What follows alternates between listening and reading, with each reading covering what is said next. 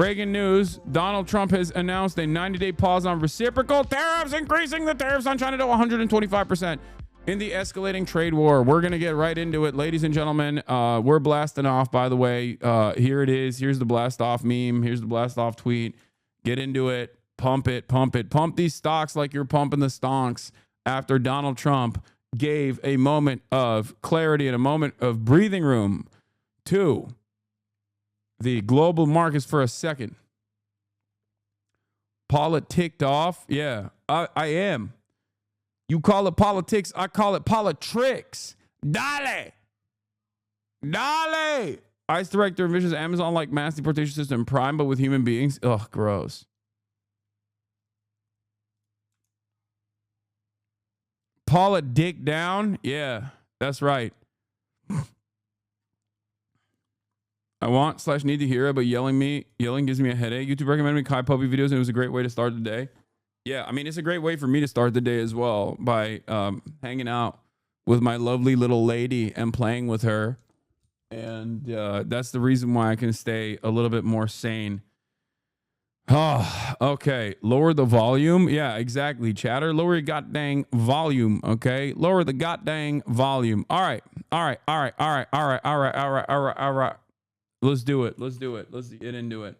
Have you seen the U.S. Treasury bond yield going straight up? The CCP starting an offloading process. Inflation going to skyrocket if this continues. Yes, we're going to talk about all that boring shit. That's actually quite important because last night I changed some of my attitude. And Donald Trump backing away from the tariff strategy that he posted also only reconfirmed the suspicion that I had.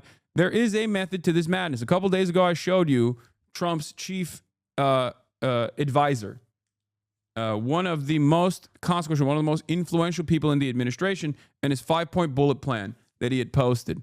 Okay, if you recall. And I said to you back then, this is the real thing. This is what they're trying to do. Don't listen to any of the other noise. What was his name? I'm forgetting now. I keep forgetting his name, but it's not Bessent. It's not Lutnick. It's not Navarro. There is another guy.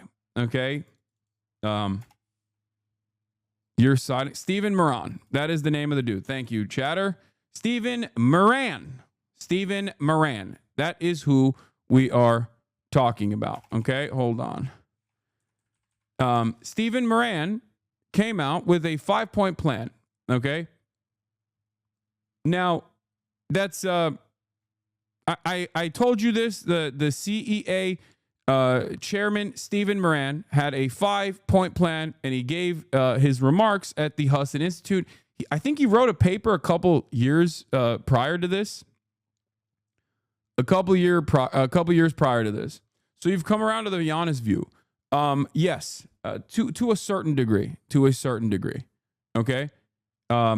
Giannis Varoufakis, out of all of the analysts out there, of all of the economists out there, was probably one of the only ones that identified that there was a secondary purpose for the deficit war that Donald Trump wanted to engage in, and he was right. What he was right about was obviously devaluing U.S. currency. A lot of people did not recognize that that was what Donald Trump wanted to do. He was one of the only people out there that said, Donald Trump wants to devalue U.S. currency. The reason why Donald Trump wants to devalue U.S. currency is because when U.S. currency is too high as in comparison to other currencies, then you are going to have an import economy. You're not going to have an export economy. You're going to have a fat trade deficit, and slowly but surely over year, you're just not going to manufacture stuff here anymore, because even if you were manufacturing goods that other countries would want, it's far too costly for them to purchase those goods, because the reality of the matter is the dollar is way more powerful. The dollar is way more powerful than any other currency. Part of the way that countries do this is by, purchasing dollars. Okay. That is one of the ways that they engage in, I guess some might call it currency manipulation, but I don't think it is. But some of the other ways in which you do this is also by making your manufacturing, specifically your labor, as devalued as possible, as cheap as possible, so you become a exporter or you maintain your manufacturing capabilities. Germany has done this through the euro. And every other country has basically done a version of this. Donald Trump. And that's what Donald Trump claims is cheating. Now, a lot of these concepts, I'm going to be switching and using some terminology fast and loose. A lot of these concepts that Donald Trump is claiming is happening, where he says is cheating, is not cheating. It's a system that we designed. We're the United States of America. This is literally what we designed. We wanted these other countries to actually serve us and in many circumstances basically rely on slave labor to be able to get cheap, accessible commodities, okay? Cheap, affordable commodities. We designed it this way. We built the entire global financial system this way, and we accelerated it after, removing the gold standard. This was, there were multiple market shocks in the process, but this is our thing. This is our thing. This is our grand design. And now Donald Trump is saying, I don't like this grand design. It's been cooking America's manufacturing capabilities. Now, of course, he doesn't care about the labor aspect of it. That's just a way to promote it to the working class, to be like, no, we're going to bring manufacturing jobs back here. It's going to be great. That is just the seasoning. The real thing that Donald Trump cares about, on the other hand, is manufacturing. Because manufacturing does not exist in the United States of America, and that we are over-reliant on China and also secondary markets that China has created, Donald Trump sees this, as well as Barack Obama did, as well as Joe Biden did, as well as every other American government leadership did, every other American administration did, as a massive national security concern. That's what the problem is. That's what they want to do. The trade surplus or the trade deficit issue is simply America's not manufacturing shit because American currency is too expensive. And also simultaneously, this is a major threat because if China were to fucking one day, we want to go to war with China, one day they just shut off the faucet of manufacturing, we're cooked. We're left out with our dicks out, pissing against the wind. So that's precisely the reason why America cares about moving manufacturing back to the United States. It's a matter of national security. It has nothing to do with fucking labor. It has nothing to do with good paying jobs. It has nothing to do with anything. Okay? And a part of that process means you have to get other countries by force to devalue the US dollar against their currency. You have to make their currency purchasing power higher. Okay? That is part of what Yanis Varoufakis was claiming, because you can't do that. If you don't do that, you can't get any manufacturing. You can't fix your trade fucking deficit because these countries don't have money to purchase American-made products. So, on that aspect, there is a method to the madness, okay? Hudson Bay Capital paper written by, in November 2024, by the way, this is the method, this is the madness. Stephen Miran wrote about it in November 2024, a user's guide to restructuring the global trading system. This is the blueprint. Do not listen to Peter Navarro. Do not listen to fucking Howard Lutnick. Do not listen to Scott Bessent. Do not listen to any of these other guys. Don't listen to Donald Trump. This is the guy. This is the blueprint. This is the method. And they're following it to a T, okay? And don't listen to Ron Vera either. Ron Vera. Okay, maybe you can listen to Ron Vera. That's kind of funny. And I mentioned this before. I told you all about, this being the 5-point plan. And it seems like last night's efforts, last night's initiative, starting off with Chinese market moves that took place, is moving the United States in that direction, which means there's going to be massive instability and America is going to become a poorer nation overall. America's purchasing power is going to lower overall in the interim. So I think Donald Trump is burning the candle from both ends and cooking the United States of America.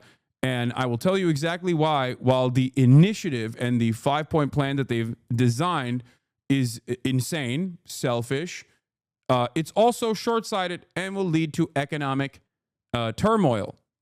Okay? I don't think that Donald Trump is going to be able to get his desires across and instead is going to fuck this up. Don't listen to them, but they're using what you're saying to listen to. Wait, what? No, I'm saying that if you listen to Howard Lutnick or Scott Bessent or Donald Trump, you are going to be confused because the real thing that they are, the real guiding principle behind what they are trying to do. The actual moves that they're making right now are written by this guy, Stephen Miran. Now, let's get started with the stock surge as Trump announces 90-day pause on some tariffs, and then I will get back to what I'm talking about as well, okay? This is an ABC. Also, 125% tariff on China is irrelevant, okay? Because once you hit like 30% tariffs or 40% tariffs on China, it's over, okay? You've already severed ties with China in terms of trade. The difference between 85% tariffs on China and 125% tariffs on China is nothing. It is negligible. The reason why it's negligible is because you've already maxed out on the tariffs. You've already severed ties. Ain't nobody is going, I desperately need this thing from China. I'm going to go and fucking get it. And now I'm going to have to pay extra. Like, it's just not a thing, okay? It's functionally a trade embargo.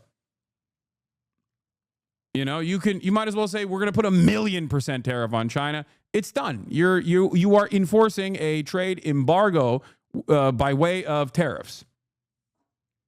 ABC News special report.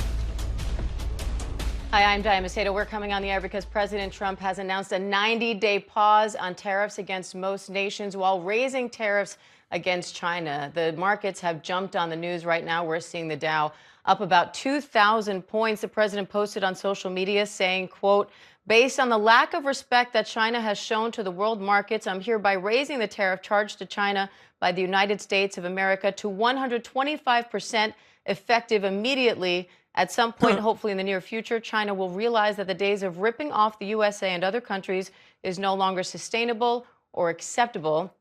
The president went on to say that based on the fact that more than 75 countries have reached out to the U.S. to negotiate, he is putting a 90-day pause on most other tariffs. I want to bring in our ABC senior political correspondent, Rachel Scott, at the White House, where we just heard from the press secretary and the Treasury Secretary, on this. Rachel, how are they saying this is going to work now? It's pussy time. Treasury Secretary Scott Bessent, as well as the press secretary Caroline Leavitt, are speaking to reporters right now here at the White House. That's right. That's right. He folded. He folded. Some might say, excellent 5D chess move, Mr. President. He folded. Coward. He said, panicking. I'm panicking. I'm a panicking alert. I'm a panicanian myself. I folded. I folded.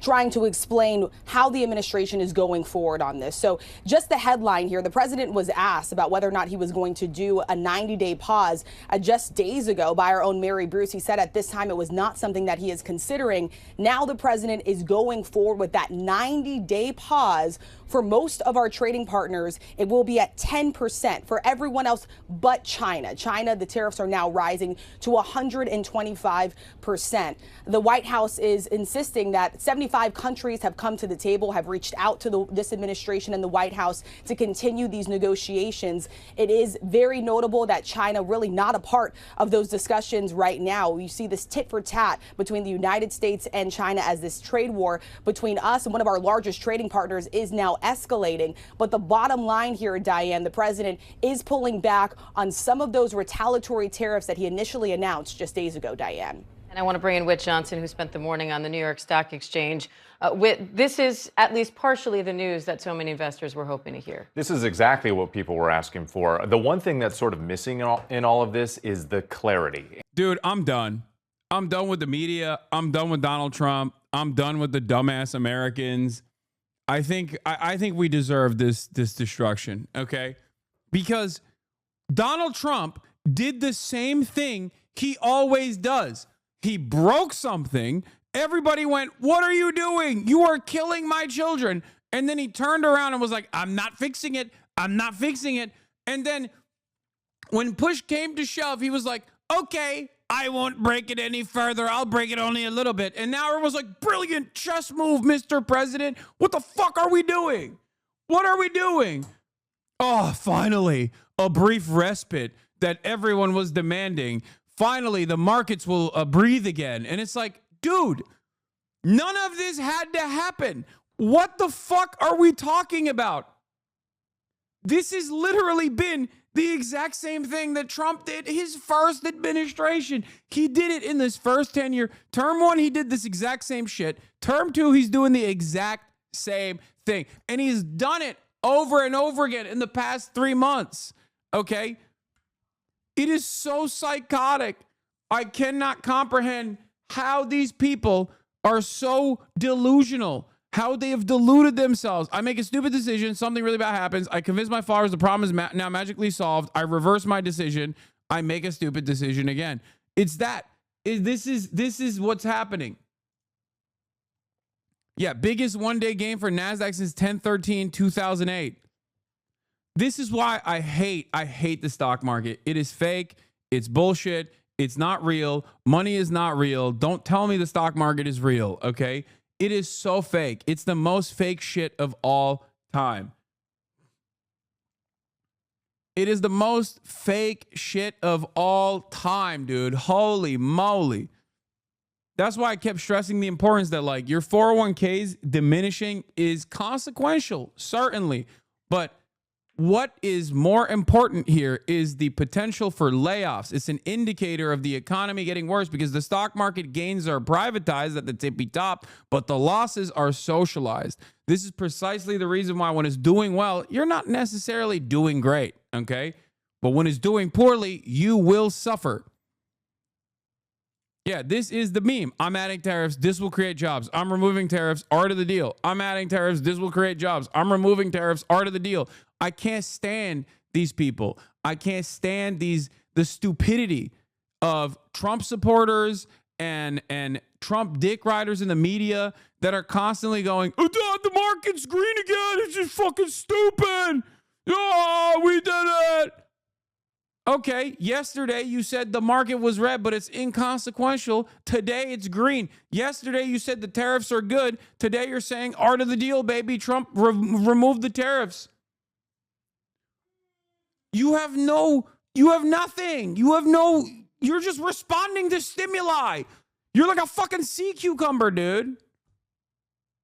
You have the processing power of a barely functional, barely living organism. You're like a vegetable.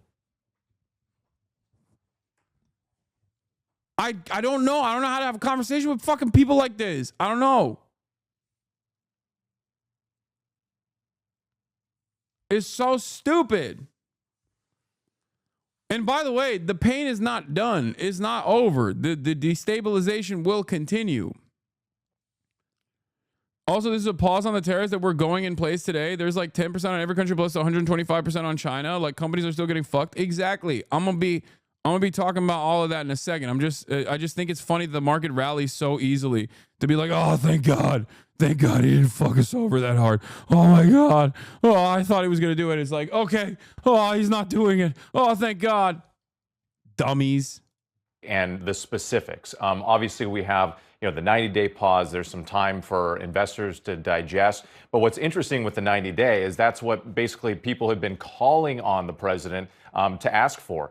This morning, we heard from Bill Ackman, who's a billionaire, who's a longtime supporter of Donald Trump's, who came out publicly warning about the effects of these tariffs. He put out in a statement on X earlier in the day calling for specifically a 90-day pause. We also saw Jamie Dimon with JP Morgan, who had been talking about the increased likelihood of a recession. So we see all of these people who President Trump knows very well, who'd been calling for this pause. We saw the markets reacting, hanging on every. Asman says he's brilliant and China needs to play ball. I'm going to Brian Kill Me. I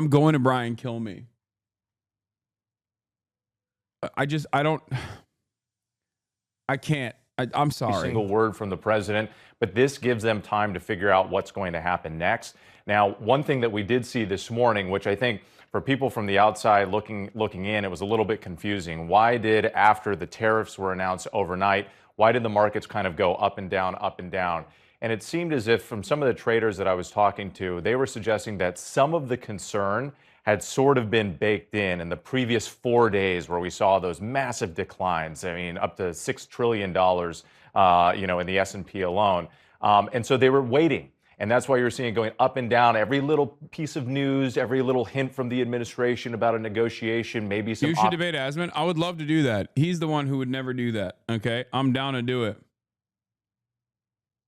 Optimism, people were jumping in or people were jumping out, but this was that thing that they had been waiting for. But one piece of caution here, based on what I'm being told, is that, look, it's not over yet. You still have this escalating trade war between the U.S. and China. That's going to have a massive ripple effect. And so what does that mean? We don't know, but still some at least temporary good news when it comes to investors. And let's dig a little deeper into that ripple effect with our chief business correspondent, Rebecca Jarvis. Rebecca, 90-day pause on most of these tariffs. On the one hand, increased tariffs 125% on China. What does that mean for consumers? Well, first of all, it's a stunning reversal. Just a week ago, the President Trump dubbed it Liberation Day and rolled out.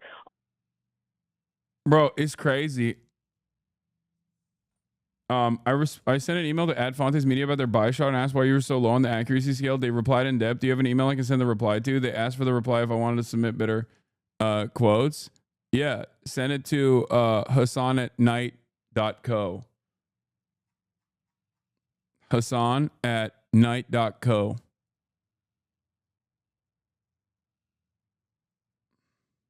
Stocky said, you should have the stock guy on your stream. He said you have no idea what you're talking about when discussing the stock market.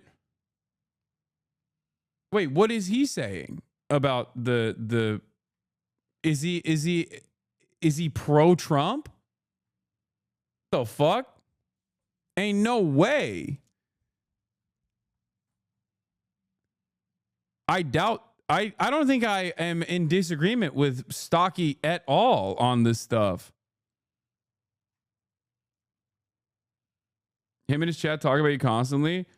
Wait, first of all, anyone, there's no way he likes Donald Trump. That's number one. Y'all are fucking delusional if you think that he likes Donald Trump. Number two, in terms of anybody trying to make anybody trying to come up with like what the reason is for why Trump is doing this kind of thing, it has nothing to do with market fundamentals. It has nothing to do with understanding micro or macroeconomics. It has nothing to do with finance whatsoever, because Donald Trump and his admin are not moving in that way, demonstrably so. Look at the fucking impact that it's had on the stock market. The reading the tea leaves is happening for every single person.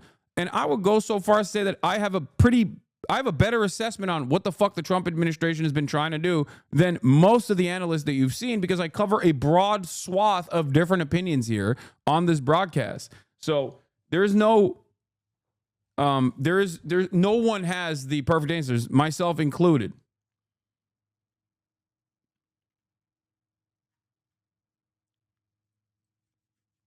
But in terms of like making sense of the senseless here with respect to what Donald Trump and his administration has done, I think that I have a pretty solid assessment.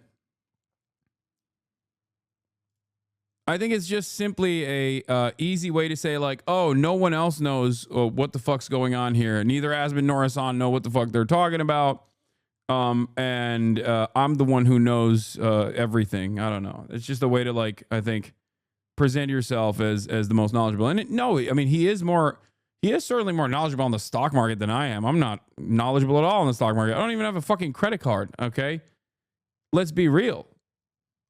I think that chatter just simply wants to do drama stuff. Yeah. But anybody that tells you exactly what's happening, and anybody that can tell you like that, and I don't even think that Stocky would say that regardless right now, especially because of the obvious instability and its impact, the impact that it's had on the stock market. Anybody that tells you they know what the fuck's going to happen next is lying to you. Okay.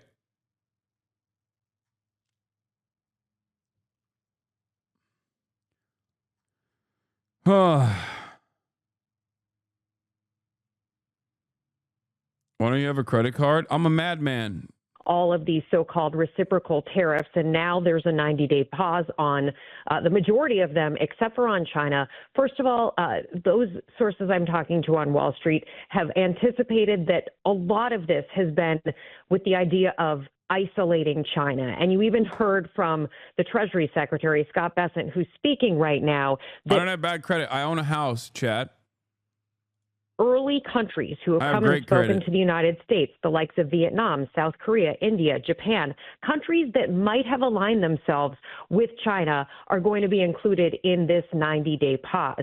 That said, China is still a very, very important trading partner with the United States. They export about $440 billion worth of goods here to the United States. A number of small businesses and big businesses rely on China, and it appears that things are continuing to escalate there with part of this directive, including that increased tariff on Chinese goods that are coming here to the United States. So when it comes to those items like clothes, shoes, toys, electronics, some furniture that are coming here from China, when we've been talking about these possible price increases if the tariffs are to stay in effect, that is still on the table. Those price increases are still on the table, and anything that's coming from China, whether it's already left. By the way, Donald Trump did, I think, clear market manipulation.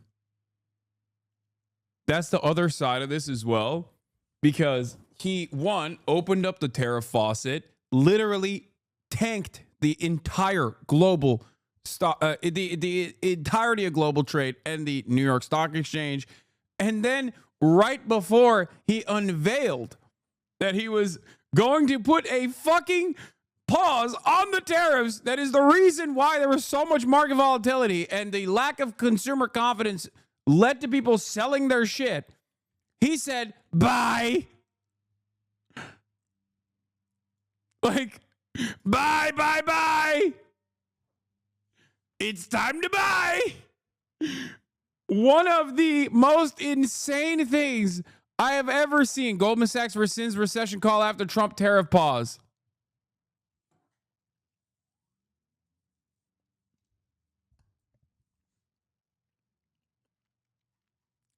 It is, I mean, dude, the graft is in broad daylight. Is out in the open. Money is fake, and these guys are just making fun of you, I think. They're doing shitcoin stuff, dude.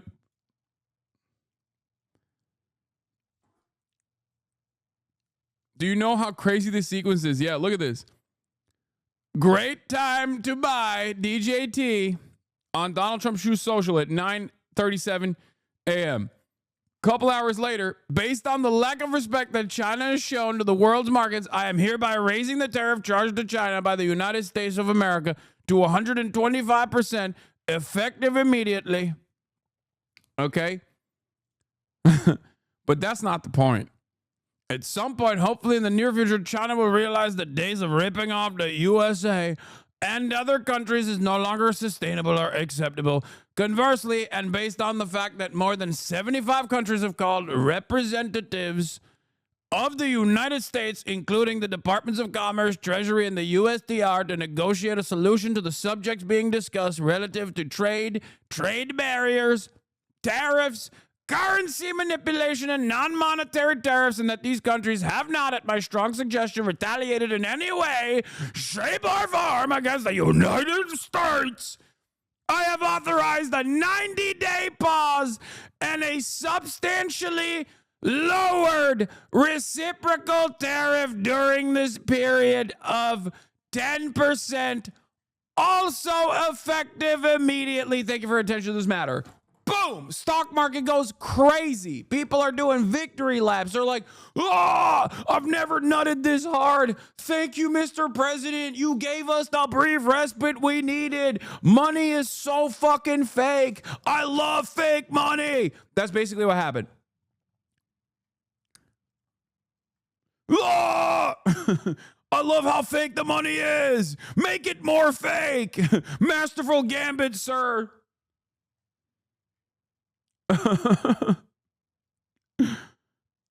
None of this makes any fucking sense. It does. It's just like, it makes sense if you just look at it as we have outward in broad daylight graft and seemingly no interest in putting an end to it. Okay. We are at the mercy of a psychotic madman who has no interest in making changes happen in the least painful way possible. It's very clear. It is very clear that nobody cares about anything, and things are only going to get worse.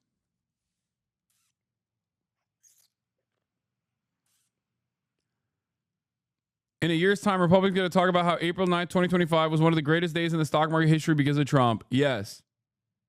Yeah, already Goldman Sachs has rescinded the recession call after Trump trade tariff pause. Okay? So countries that were going to get 105 tariff like Turkey, they don't have tariff. Wait, no. Countries are still getting tariffed. There is still going to be an extra entry fee. There's still going to be inflation. It's just not going to be potentially hyperinflation. Okay? That's it. That's the only thing that we are, I guess, avoiding, at least for the time being. There are still many issues, however.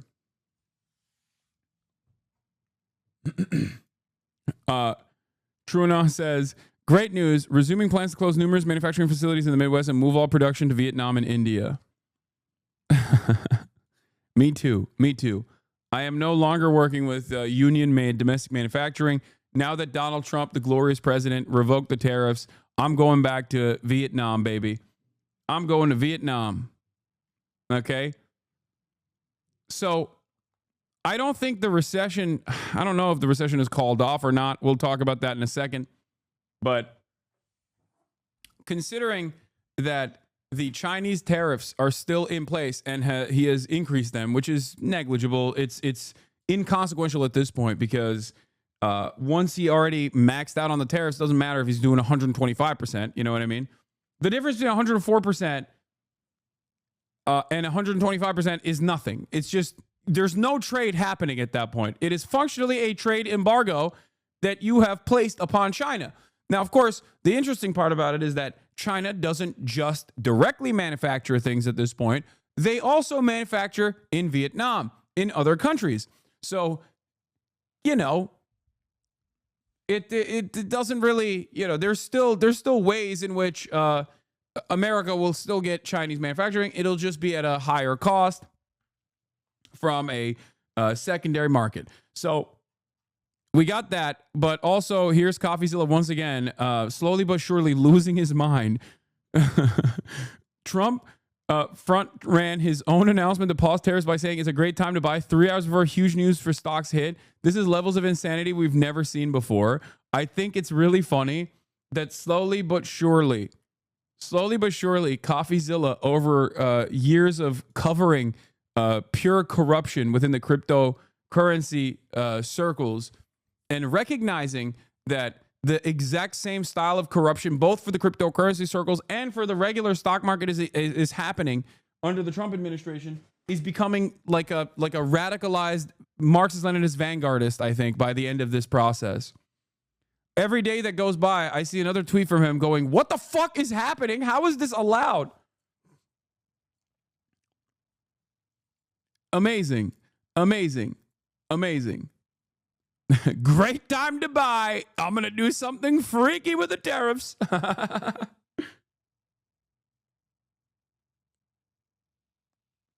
If you believed his buy message and bought 100K of NVIDIA calls, you would have made 1.3 million. Yeah. Does this feel as Nixonian madman theory to you as it does to me? Really starting to feel like Trump team thinks this is the strategic direction. Maybe, probably. Listen, we got more on this. I have so much to talk about, and these are some of the. This is barely the part that is this is negligible stuff. We got so much more to talk. Possible scenario: one stupid tweet spreads baseless rumor of 90-day tariff pause, causing number to go up. Wall Street learns tweet was fake news, so number go down. Trump, seeing a 90-day pause made number go up, claims credit for idea and announces a 90-day pause. This was, of course, 2 days ago by Tyler Austin Harper, and he was right. That is precisely what happened.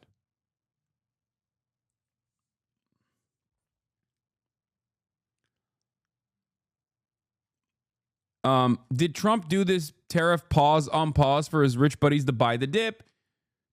No. I will tell you what I mean by this, okay? I will tell you what I mean by this. Is there insider trading that he's doing? I guess it's not even insider trading at this point. It's outsider trading. Weirdly enough, it's insider trading, but also being done on the outside. There's no shadowy backroom deal at this point. I'm sure that also happens, but like it's very obvious that he's just like, yeah, no, we're doing this thing.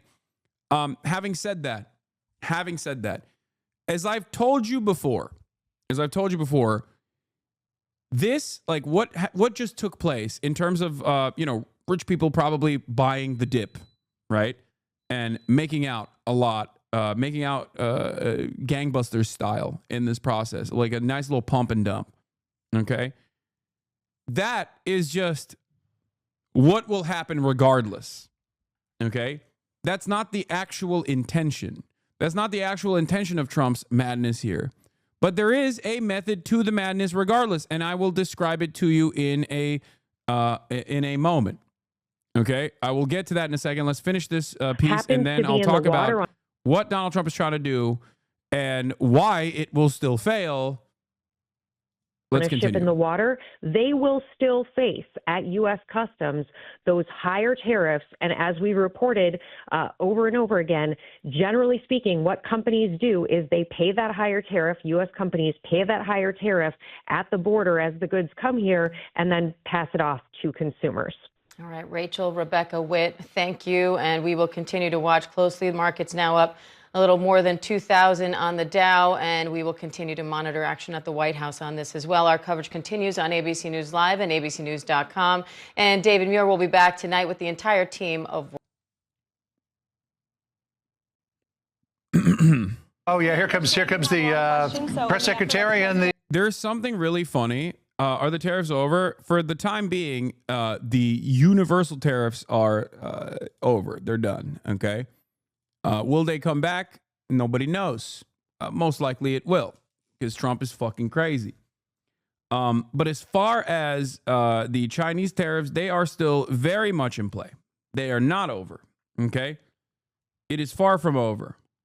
It is far from over.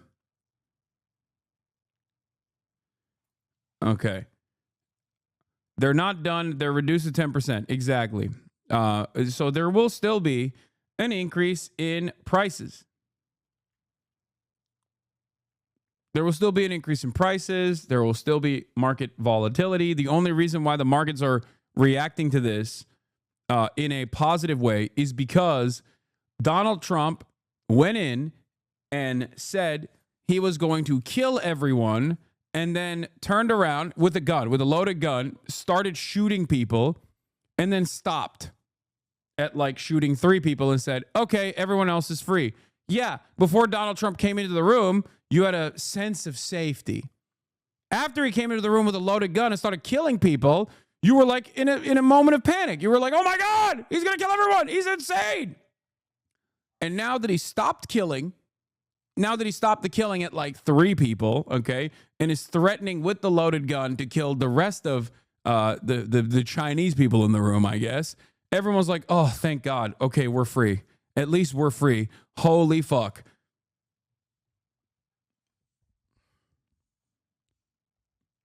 So now they feel much better. They feel much better overall than they did maybe while Donald Trump was killing people.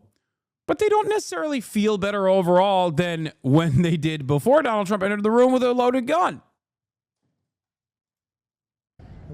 Anyway, here's Donaldo in front of the White House with NASCAR racing champions. Just having a fun time, dude. Just having a fun go at it. Fuck it, why not?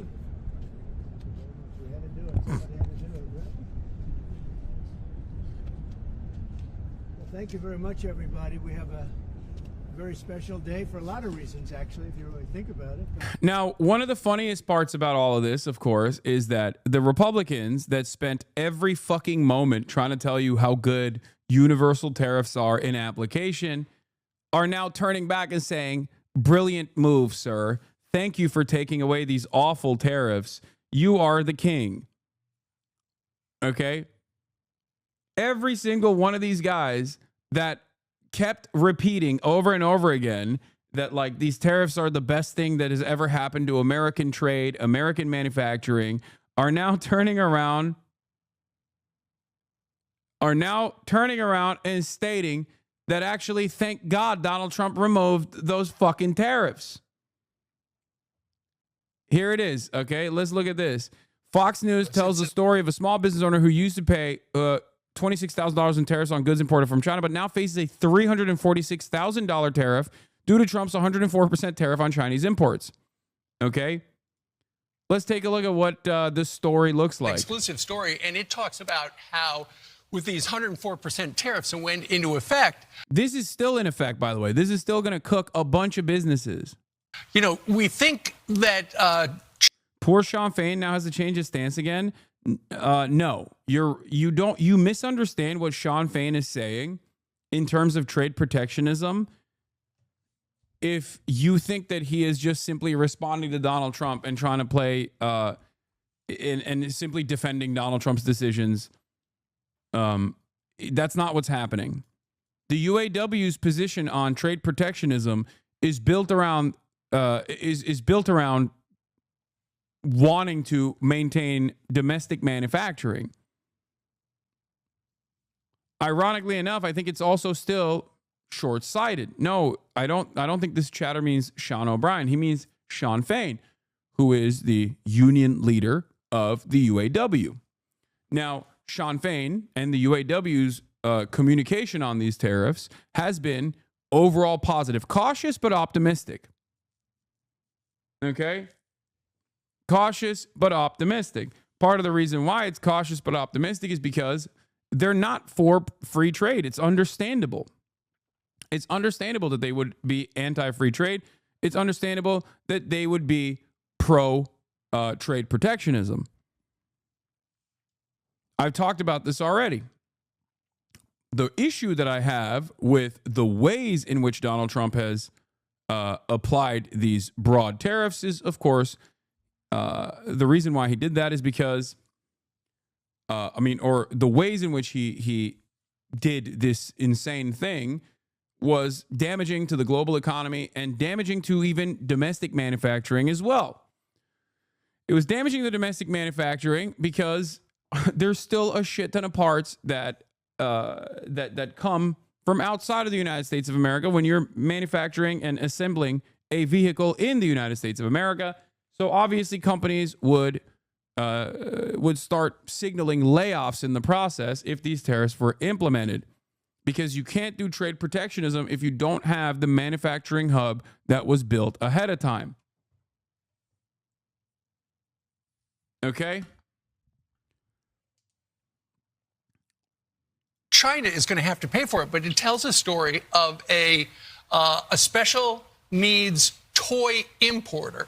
And when the tariffs went into effect at midnight, his tariff, he's been paying a tariff because he gets stuff from China, $26,000 a year. His tariff bill went from $26,000 at midnight to $300. Wait, I don't get it. I thought that China would pay for it. Why is Fox News telling me that China will pay for the tariffs yesterday and then telling me today that actually it's an American small business owner that will pay for it?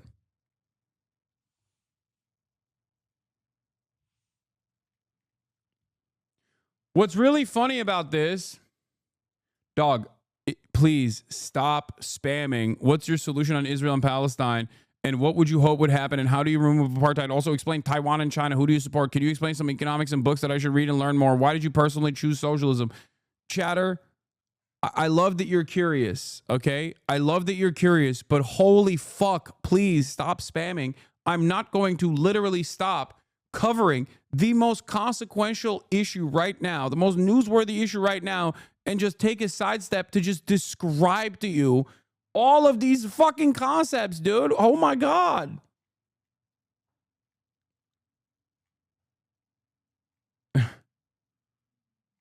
That's crazy. Let's get back to Fox News. $46,000. And that's money he's got to come, going to have to come out of his pocket. It sounds like he's going to have to go ahead and close down part of his business. He tried to make the toys in the United States, but the tariff on that, his most popular item, went from $0 to $17 at midnight. And what he told the New York Post is people don't understand the tariff situation. They think just foreign countries are paying for the tariffs. That's not true. Half of the tariffs are being paid for by U.S.-based companies. Yeah. So when you look at the big numbers and they look good, just remember that according to this guy, half of the small businesses and half of the tariffs are being paid by Americans. Well, wait. That's only because that's only if Chinese manufacturers reduce their prices on their end and take on some of that cost. Anyway, Trump is responding to questions. Let's take a look. $1 trillion off trade with the United States. That's not right. And now I've reversed it. It's for a short period of time, but we made $2 billion. We're making now $2 billion a day. And somebody had to do it. Roger actually said it. Charles Schwab was here a little while ago, one of the great financial people, and he said, he's been waiting for 40 years for somebody to do what I did over the last month. Wait, hold on. This has subtitles. One of the great financial people, and he said he's been waiting for 40 years for somebody to do what I did over the last month. And if you didn't do it, you wouldn't have a country. It wouldn't be sustainable. So I'm honored to have done it. And you know, look, nothing's over yet, but we have a tremendous amount of spirit from other countries, including China. China wants to make a deal. They just don't know how quite to go about it. You know, it's one of those things they don't know how quite. I promise they want to make a deal. And they President do. Xi's a proud man. I know him very well, and they don't know quite how to go about it, but they'll figure it out. They're in the process of figuring it out, but they want to make a deal. And we have many other countries, as you know, many more than 75. And they all want to come, and they want to come here, or they'll go to Commerce, or they'll go to Treasury. We have our great senators here and congressmen. They'll call John, they'll do somebody, they'll go through somebody, but they're all calling, how do we do this? They all want to make a deal. Somebody had to do what we did, and I did a 90-day pause for the people that didn't retaliate, because I told them, if you retaliate, we're going to double it. And that's what I did with China. You've never seen a fuck up like this, believe me. We'll see how it all works out. I think it's going to work out amazing. I think that our country is going to be at the end of a year or shorter, but I think we're going to have something that nobody would have dreamt possible. A man like Roger Penske, I don't want to get him in trouble with China, so I won't, but he would know that you have to, someday you have to cut the bow and you have to do what you have to do, right, Roger? And that's what I did, and I'm very happy to have done it. Mr. President, was there anyone the Prime Minister of Greece just told Breitbart's Matt Boyle that he thinks absolutely the European Union and the United States could work out a trade deal that's win-win and, quote, mutually beneficial to both sides. What do you think about the Prime Minister's comments, and do you think a deal could be struck with the European Union? First of all, I know him. He's a good man, and I appreciate his comments. Yeah, a deal could be made with every one of them. A deal's going to be made with China. A deal's going to be made with every one of them. And there'll be fair deals. I just want fair. There will be fair deals for everybody. But they weren't fair to the United States. They were sucking us dry, and you can't do that. You know, we have $36 trillion of debt for a reason. We don't have it there for fun. They have it for a reason. And people took advantage of our country, and they ripped us off for decades. I've been thinking about this for decades. If you ever saw me on television, I was young like these guys. And aldım good old days, I'll tell you, Roger. Ne But tatlı I was mı? like these guys, young. Peki aldım. And I was Diğerleri de talking about gelecek it. birazdan. Nothing changed, and nothing was done about it. Then I did it.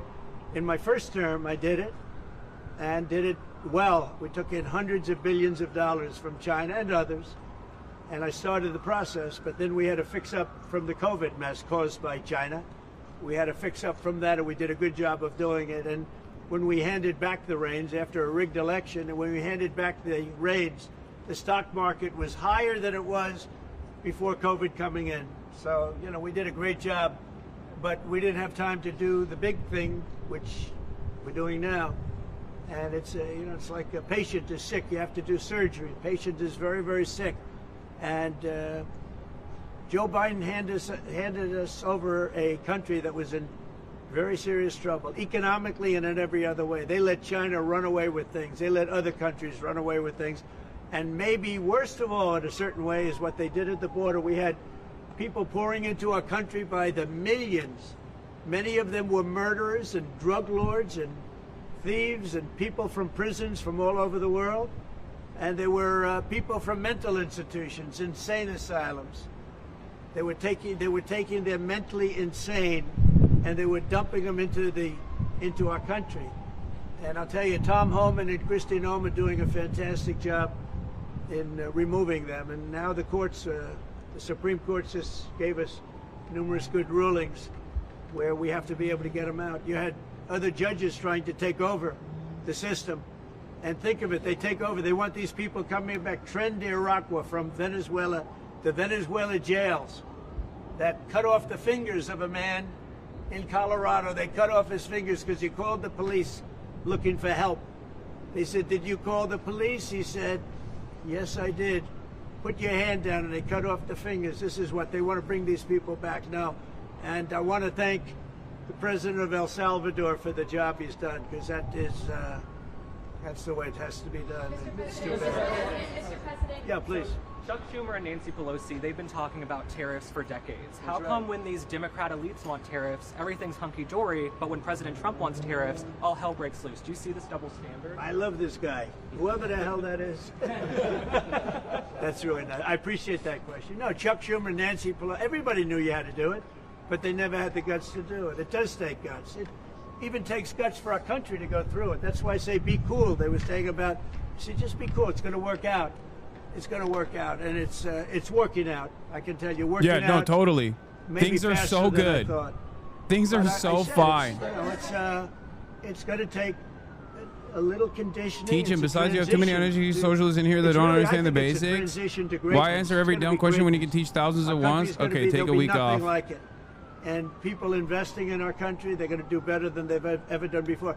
We have more car manufacturers, Roger, coming into our country now. Speaking of cars, we've never seen anything like it. And they're coming in because of the election, but they're coming in because of the tariffs. Yeah, let me start talking about. They don't want to pay 25 or 50 or whatever it may be. They don't want to pay that. They can't China and Taiwan's relationship right now in the midst of this conversation instead. Building a plant, they're all coming into the United States. Canada, they're coming in. From China, they're coming in from everywhere. And that's just cars. We have chip makers coming. We're the biggest chip maker in the world from Taiwan, coming in, spending $3 billion to build plants, and mostly a big plant. This is a hell of a plant. I usually do that. The kind of money that I just can't do that here right now in this moment. It's crazy. You know, you'd say million would be the right number. It's not $200 to $300 billion. $billion. Think of that. $300 billion. If you look at Apple, Apple is going to spend $500 billion building a plant. They wouldn't be doing that if I didn't do this. They'd just keep building them in China. And that's unsustainable. It's not a pleasant thing to do, but I appreciate the question. And, you know, interestingly, Chuck Schumer and Nancy Pelosi, Crazy Nancy, they've wanted to do this for years, but they never had a president that had the guts to do it, because it does take guts, believe me. Look. A lot of what Trump is doing today, while it is insane and belligerent seemingly and causes a lot of instability in the markets, what Trump is doing directionally is the same thing that previous administrations have been trying to do as well. But they don't have the same appetite for death and destruction that Donald Trump has, because Trump believes he can actually fucking tank it. All right? That's the major difference here. Trump believes, perhaps foolishly, that he can tank it. But the goal here is the same. Decoupling our largest trading partner and forcibly severing ties with China, and also rebuilding American manufacturing, not because you care about the industrial base, not because you care about the manufacturing jobs coming over here. That's why they openly say, I don't give a fuck. We're going to build it cheap. We're going to build it with robots. Okay. They say a bunch of fantastic things, right? The only reason why they care about building a manufacturing base in the United States of America is because building a manufacturing base in the United States of America is because of national security concerns. The American government does not care about improving labor. The American government does not care about fixing the problems of inequality here. They only care about national security. They only care about national security. They want to build shit here so that China can't just turn off the manufacturing faucet and destroy the American empire when we go to war with them. That is the point. That is the major reason. Okay, we want to go to war with China, and we can't go to war with China when we are so reliant on Chinese manufacturing. That's it. And a part of that, a part of resetting the global economy that we have designed to rely on goods being manufactured overseas, is to change the parity of the dollar, to change the currency exchange rate of the dollar and readjust it and devalue the purchasing power that the dollar has. That is what he wants to do. Okay, that's a part of what he wants to do. This is always going to be a painful process. Okay, it is not only always going to be a painful process, but it's also going to be, wait, hold on. I got groceries. This was always going to be a painful process. It was always going to cause market volatility. Okay. And I think Donald Trump is getting some of his wishes in the process. Will he be able to actually achieve his goals? Fuck no. I don't think he'll be able to actually rebuild manufacturing here. But if you want to understand what their goals are overall, Arnaud Bertrand actually summarized the insanity perfectly. Okay, I agree. This is my assessment as well. I'm using this as a baseline, as a summarization, because this is basically everything that I've been talking about for the past couple of weeks now at this point. This is an analysis of Steve Miran, the chair of the Council of Economic Advisors, the man perhaps most responsible for these decisions beyond everybody else in the administration that you've heard from. Okay? I showed you his 5 bullet points of what their expectations are from foreign nations already. And I think that is what they're trying to do. All of these back and forth, all these conversations that are taking place with all of our trade partners, all of our allies over the course of the past couple of days is just this, making sure that they start moving in the direction of doing these 5 points in some meaningful capacity. Where is it? Hold on. Let me see if I can find the actual 5 bullet points before we get to the analysis over the 5 bullet points. But does anyone have that tweet still? Because someone had the... is this still aligned with Project 2025? Yes, it is. It is still aligned with it. It's still aligned with the ultimate goals of... here's... Wait, no, this is not what I'm talking about. Yeah, okay. Yeah, Jeff Stein posted it. White House aide Stephen Miran outlines 5 potential responses foreign nations can undertake in response to the problems he says are caused by U.S. dollar dominance. By the way, I do want to point something out here. Notice how little attention this stuff gets, because this is the real shit. Okay, it's not Howard Lutnick. It's not Navarro. It's not Scott Bessent. It's not Elon Musk. This is the actual plan, and yet it gets very little coverage and very little attention. It's like shocking to me that all of these brilliant analysts are still, seemingly brilliant analysts, and these economists are still focusing on the smoke and mirrors. This is the reality. This is what they're trying to do. 1, Foreign countries can accept tariffs without retaliation, giving U.S. revenue. Okay? This is stupid. That's not how tariffs work. That's not how it would have worked at all. It would just be the entry fee that the Americans are paying for. But that's the point. That's what they're saying. Okay? They can stop unfair, harmful trading practices and buy more from the United States. The real goal here is to buy more from the United States. That's what they want. They want these countries by force to purchase more American products. Do we have the capability of manufacturing more products that they can buy? Maybe. Probably not, especially not in the short term. But that's precisely what the fuck they want to do. They want to literally sell our salmonella chicken and our fucking hormone beef and our F-150s to every single country that will buy it. Every single country that doesn't want to buy it, but they have to buy it. It's basically like demanding an additional fee out of our loyal subjects in the global economy that we designed, where they became our manufacturing hubs, and now we want more back from them for even participating in the global system that we designed that did not even benefit them in the same way that it benefited us. Yeah, they want vassals to pay tribute. They want the vassals to pay extra tribute.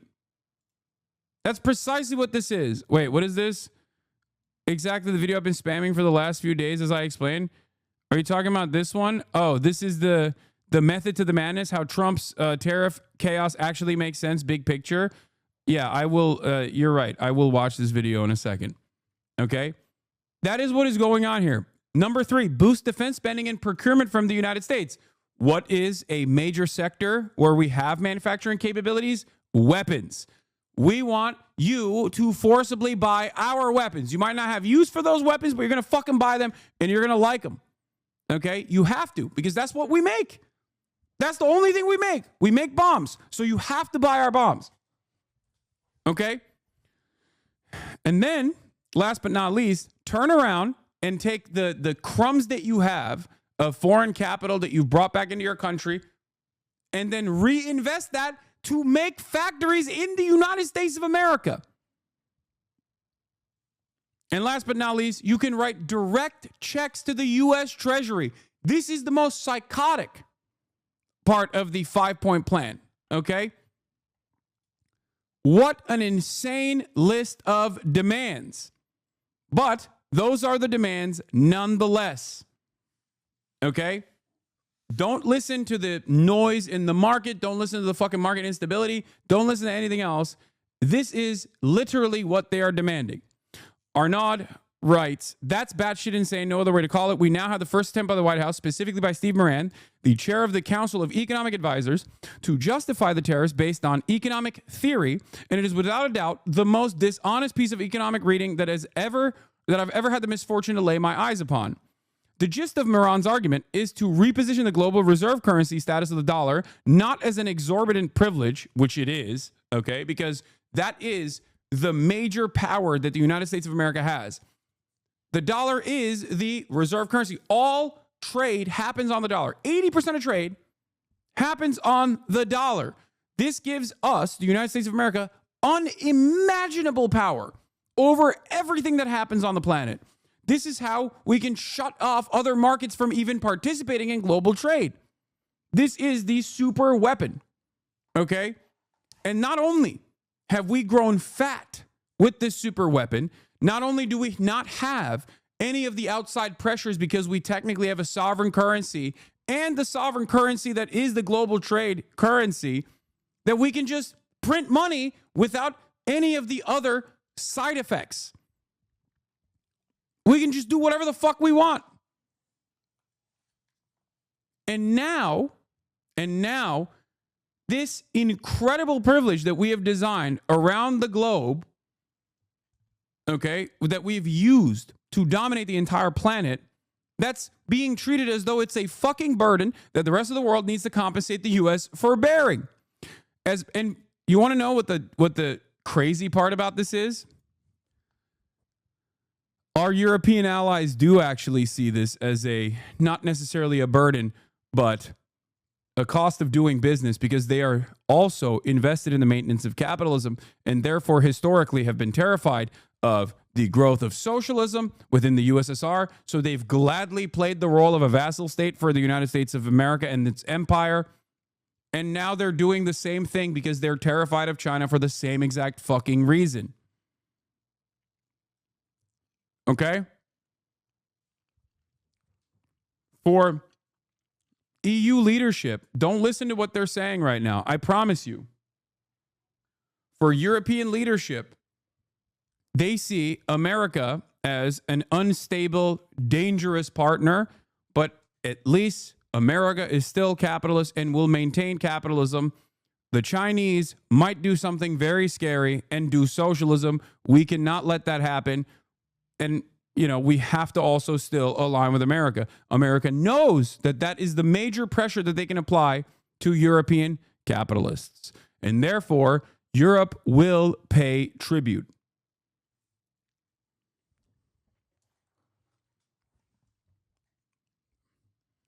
One of the biggest trade inefficiencies that Donald Trump considers to be cheating, Europe also considers to be cheating. Okay? Ursula von der Leyen, if you recall, a year ago, as I famously brought up on this broadcast and keep bringing up on this broadcast time and time again, complained about China cheating with electric vehicles. What was that cheating? Subsidies. The Chinese industry is a command economy and therefore is controlled by the state. So the state can adjust prices and pump subsidies into its private corporations that are still maintained by the government by way of banks that the government also owns and controls, and therefore can flood the market with incredibly affordable, competitive products.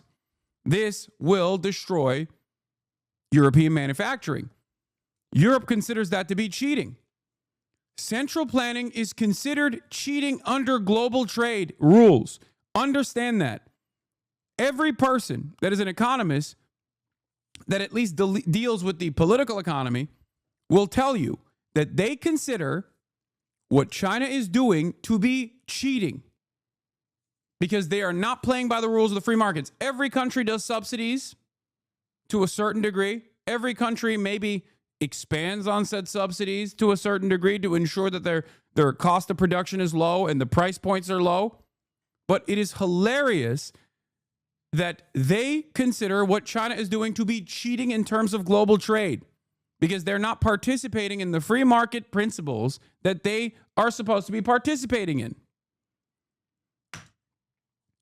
It's fucking insane. So instead of turning around and going, why don't we also have a command economy? They go, hey, you guys have kept prices far too low for our consumers, and that's fucking us up. That's fucking our manufacturing up. This is the truth. I need you to understand.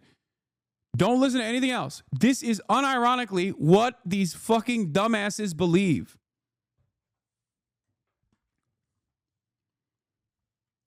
As Miran explains it, having the dollar as reserve currency has caused persistent currency distortions and contributed, along with other countries' unfair barriers to trade, to unsustainable trade deficits, which has decimated our manufacturing sector. That's what Stephen Miran says. Dollar being the reserve currency is used against the United States of America. Other countries devalue their currency against the dollar and then turn around and are able to export a lot more to the United States of America than the United States of America exports to the rest of the world. Because America has more purchasing power. When you have more purchasing power, then you become an economy that is a consumer rather than a producer. This is what Donald Trump talks about with respect to trade deficits. So basically, under this, if that was your major gripe here, you would obviously no longer make the dollar the reserve currency, right? Except wrong. They want to maintain the dollar as the reserve currency.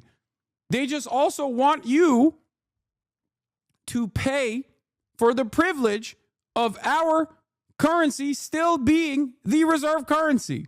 Because the alternative is the yuan, and that is terrifying. They literally are saying, You either want us to keep dominating global trade and make these decisions at the behest of capital earners or capital owners, or something much scarier can happen and China will dominate global trade. And in that situation, who knows what'll happen? Who knows what'll happen? So you have to pay us even more, despite the fact that this is a system that we designed. This is a system that we benefit from. This is a system that has allowed the United States of America to become a consumption engine without even doing any manufacturing whatsoever. This is a part of the process with the labor aristocracy. When adjusted to those who have wealth versus those who do not internally inside of the United States of America, there's great wealth inequality. But there is a severe disparity of wealth and even income when you look at the American working class as opposed to someone growing up anywhere else, even in fucking Europe, as a matter of fact. We rigged the game so that our capital owners could drive up super profits as we literally enslaved the global South to get cheap, accessible commodities at an incredibly low price. And now we're saying, well, we don't like this anymore. We don't like the system anymore. And the real problem here is China. What Donald Trump refuses to admit, and what many capitalists refuse to admit as a consequence of their dogmatic ways of approaching the capitalist economy and the capitalist structure of commodity production, is that the enemy is not China. The enemy is not Europe. The enemy is global capital. That's it. It's global capital that designed the system, and it's global capital that will make money off of the restructuring of the system. But because they do not want to recognize that reality, and they will never recognize that reality, their entire purpose is not to recognize that reality. Some of them are a part of the global capitalist structure anyway, that they turn around and make these insane decisions. Miran says that America's financial dominance cannot be taken for granted, and the Trump administration is determined to preserve it, but this same financial dominance comes at a cost, and other nations need to pay for it. He means this literally. He made a list of what he exactly means by burden sharing, and one of the forms it can take is countries simply writing checks to the Treasury that help us finance global public goods. Let's pause for a moment here to contemplate the sheer insanity of this, says Arnaud. The U.S. is literally suggesting that countries should mail checks to the U.S. Treasury as a tribute for the privilege of maintaining the dollar as a global reserve currency, when it is this very reserve status of the dollar that is the cornerstone of U.S. power. It's the equivalent of Samson asking everyone to pay him to keep his hair, because that's what Miran is conveniently not mentioning in his text. The reason Giscard d'Estaing called it exorbitant privilege in terms of the United States being the global currency, the reserve currency, is that it allowed the U.S. to quite literally have its way of life subsidized by the rest of the world. Miran and Trump complain about the trade deficits, but they are the very manifestation of this subsidization. Countries normally cannot run on a permanent trade deficit because they'd one day face a balance of payment crisis. But America does not face this crisis because America is the United States of America. They dominate the world. There is no shorting the American government, because if the dollar was no longer reliable, if people lost confidence in it, that means the entire global economy has collapsed. Okay? It's like a private individual. You cannot indefinitely buy more from others than what you yourself earn. At some point, you'll have to pay up, unless that is you are the issuer of currency that everybody uses, in which case the normal rules of economic gravity are suspended. While other nations must balance their books eventually, the dollar's reserve status gives America the unique ability to consume more than it produces perpetually, with the world eagerly accepting dollars that cost nothing to create in exchange for real goods and services. That's not a burden. It's very much an exorbitant privilege. So yes, sure, because America can effectively buy most of what it needs from the rest of the world for free, by printing dollars, this situation doesn't exactly create incentives to do the hard work of manufacturing goods domestically. But framing this as other countries taking advantage of America rather than America taking advantage of its currency dominance is an astonishing inversion of reality. There's also a bunch of insane lies that they spread about China in this process as well. One of them was the 2008 housing market crash, claiming that China actually contributed to the 2008 housing market crash. It wasn't our deregulation of the financial sector. No, not at all. It was actually China that did the 2008 housing market crash. What a fucking spectacular lie to say, especially to add insult to injury, that it was fucking China that bailed out the United States of America. China literally participated in saving America in the aftermath of the 2008 housing market crash. That is fucking crazy. We are so goddamn belligerent, dude. We are such fucking rabid animals. It blows my mind. But in any case, let's get back to it. While other nations must balance their books, eventually the dollar's reserve status gives America the unique ability to consume more, okay? So yes, sure, because America can effectively buy most of what it needs from the rest of the world for free by printing dollars, this situation doesn't exactly create incentives to do the hard work of manufacturing goods domestically, but framing this as countries taking advantage of America rather than America taking advantage of its currency dominance is an astonishing inversion of reality. And even more astonishing is Miran's ask that countries now compensate the U.S. for this. Some people mentioned that it's like asking vassals for tribute, but it's actually even worse than this. The tribute is already embedded in the global reserve currency status of the dollar. Other countries work hard for the U.S. while they can just issue IOUs that never come due. It's kept together by 800 fucking military bases around the planet. What Miran is thus proposing is effectively demanding vassals make payments for the privilege of already making payments, a double tribute system where countries can first subsidize American living standards by accepting dollars as reserves and then must pay an additional fee for this burden this supposedly places on the U.S. This chatter is correct. This is literally, have you said thank you? But this time, instead of yelling at Ukraine for engaging in a proxy battle that suits our interests in the region against a foreign adversary and demanding more from them in terms of natural resources and demanding that they basically fucking put their arms down and let Russia dominate them now that we're just fucking bored. Okay? This is ironically that exact same principle being played out in terms of global trade. And it's wild that a lot of Americans do not even comprehend this reality. I mean, I guess it's not that wild because this is somewhat complex. And it's also a part of the process of being the hegemonic superpower where you take this shit for fucking granted. This is literally just the way things are. What do you mean? Miran's piece is replete with other complete inversions of reality. For instance, he now blames China for the 2008 crash because their holdings of U.S. mortgage debt helped fuel the housing bubble, forcing hundreds of billions of dollars of credit into the housing sector without regard as to whether the investments made sense.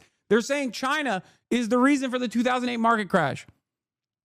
How fucking psychotic. Anyone even with a rudimentary knowledge of the 2008 financial crisis would have had their breath taken away by such brazen revisionism. Not only is the crisis universally known to have been caused by U.S. regulatory failures and the reckless securitization of subprime mortgages by Wall Street firms, but China in this instance literally saved U.S. markets from complete meltdown after Hank Paulson personally appealed to Beijing to continue purchasing U.S. Treasury bonds during the height of the crisis, which they did. To now blame them for the very crisis they helped mitigate and played no part in creating is beyond dishonest, is gaslighting on a geopolitical scale. All in all, it is clear what the U.S. is trying to achieve here. They effectively want to have their cake and eat it. They want to keep the privilege and want the rest of the world to pay for the downsides that come with it, which means we're truly at a crossroads in history where nations must make an immensely consequential choice: acquiescence to this insane double tribute system or stand against it. There are very few precedents in world history for such nakedly exploitative power plays, but history is very clear on two things. Submitting to extortion only invites more of it, and collective resistance is the only effective response. Now, here's what I think. Our vassals will pay the double tribute, and China might even in the short term play ball. and it will still end in failure. Okay? So Donald Trump might literally get his wishes across.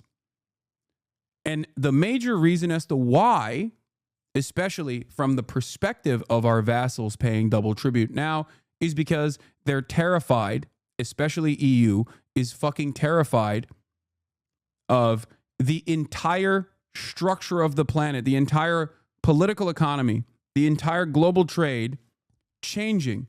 The rule makers being the United States of America means that capitalism continues. If the rule makers become China, then capital owners are going to lose out big. They're going to lose their status. They're going to lose the way that these hierarchies have been designed.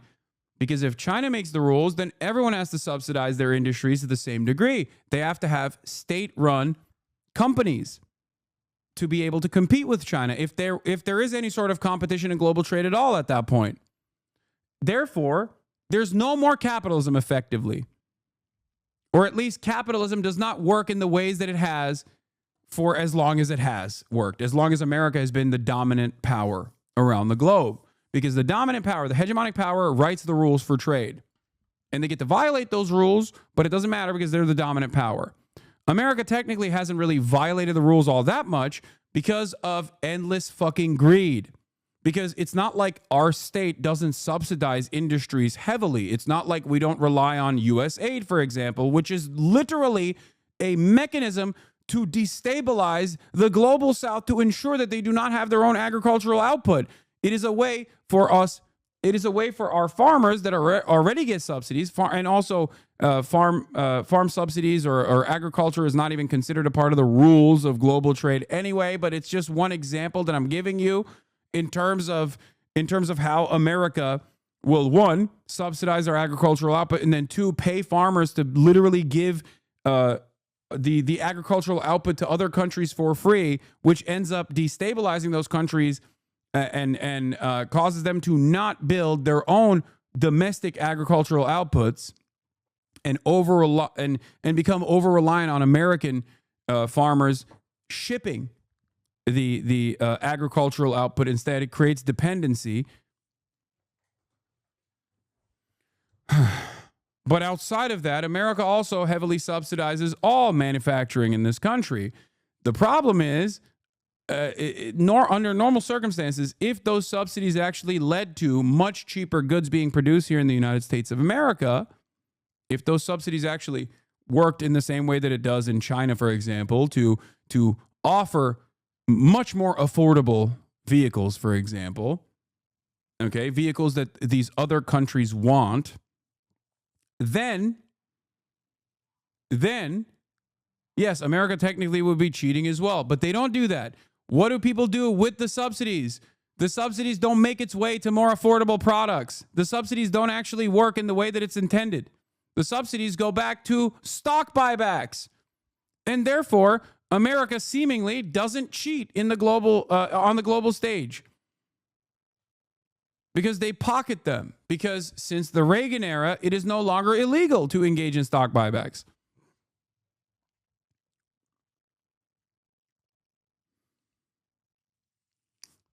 That's it.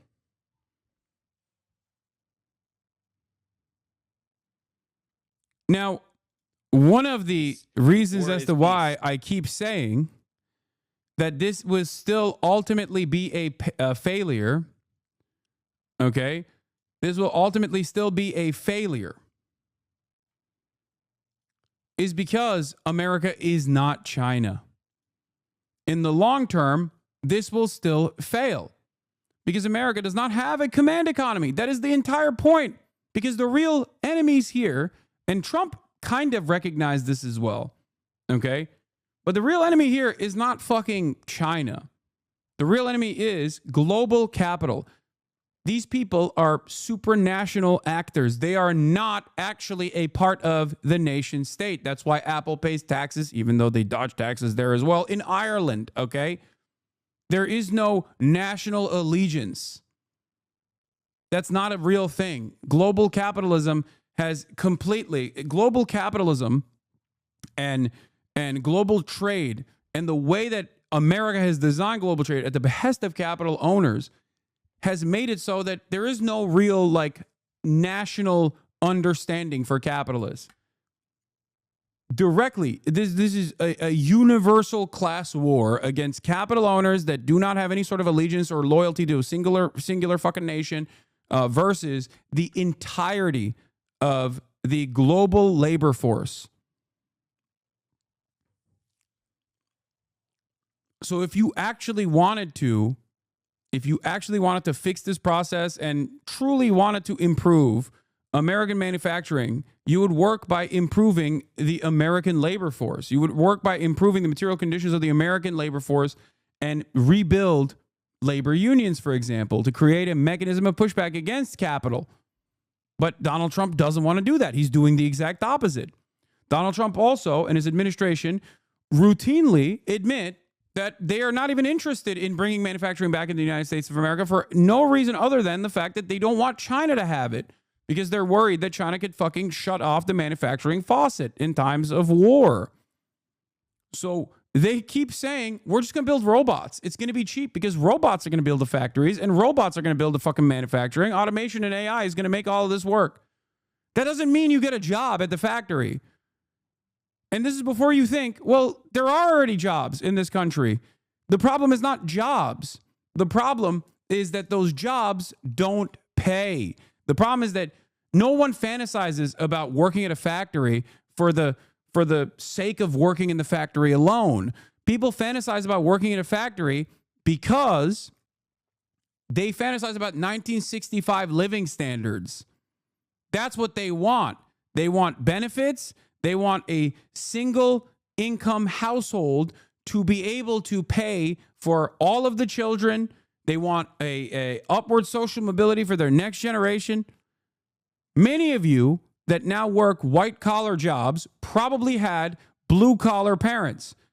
And the one thing that blue-collar parents probably told you was, hey, I'm doing everything in my fucking power so you don't have to go work at a goddamn factory because this shit fucking sucks. My back is broken. I'm constantly medicated. I don't want this future for you.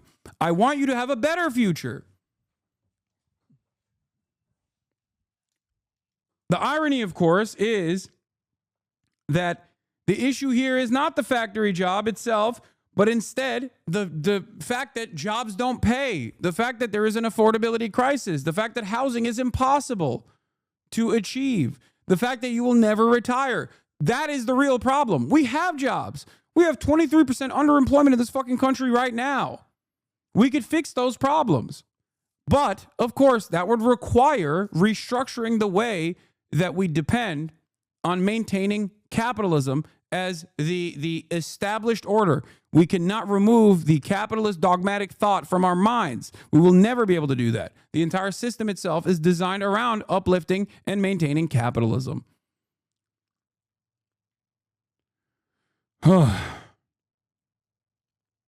That's it.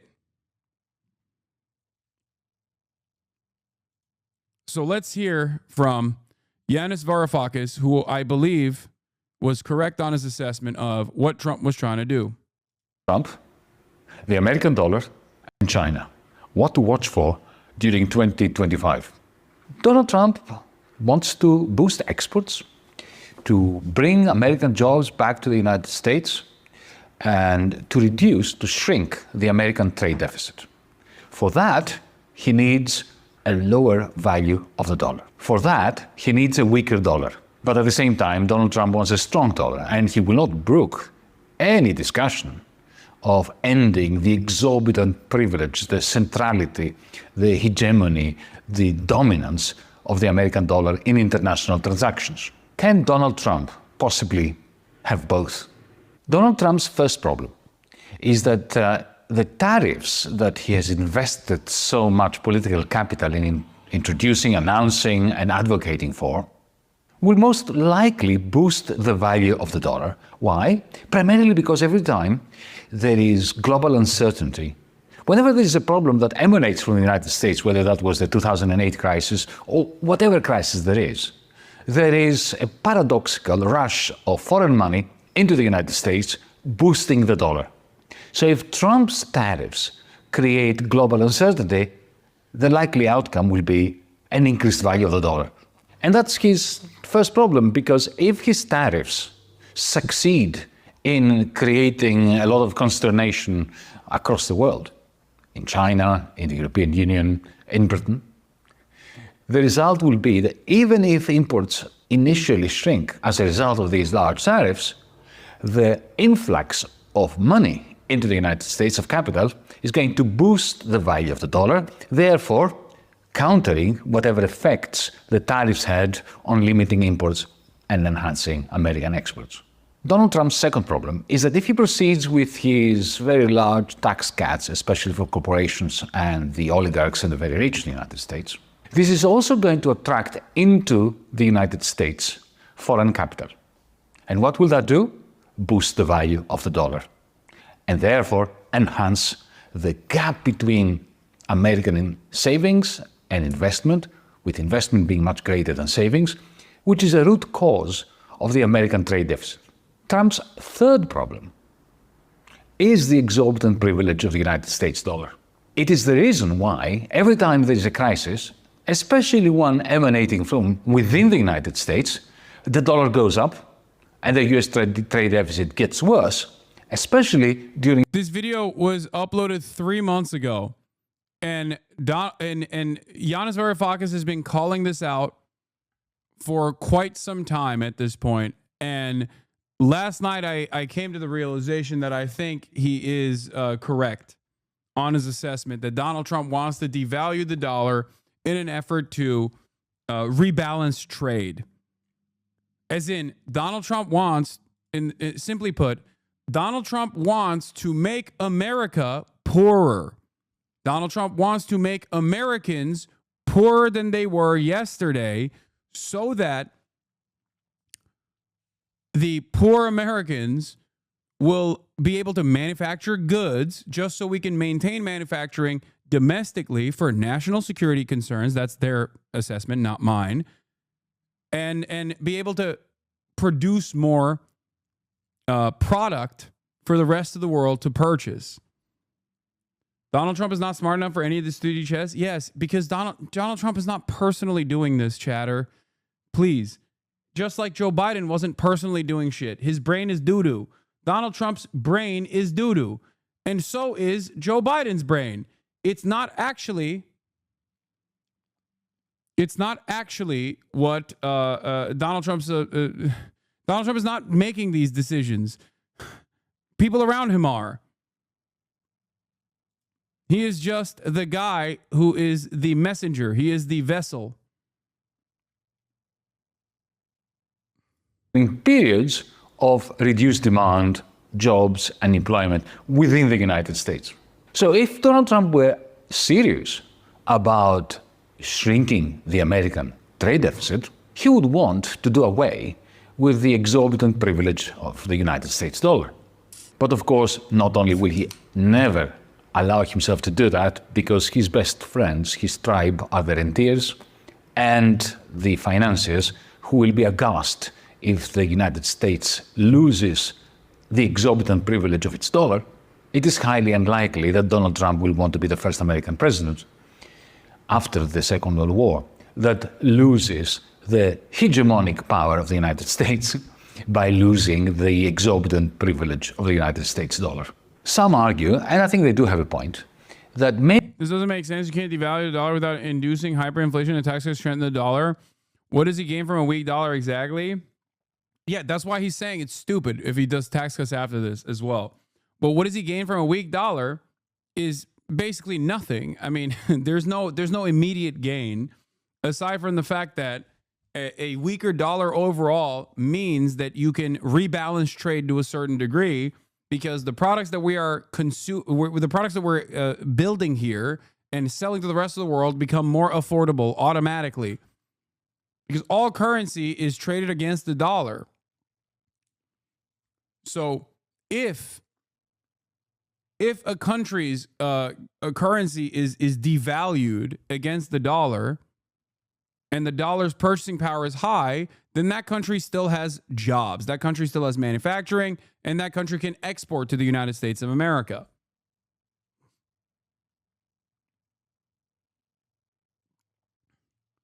If the dollar is weak or weaker than it was, then Americans don't have the same purchasing power in the international market that we have benefited from in perpetuity. But instead, we manufacture things that other countries can purchase from us.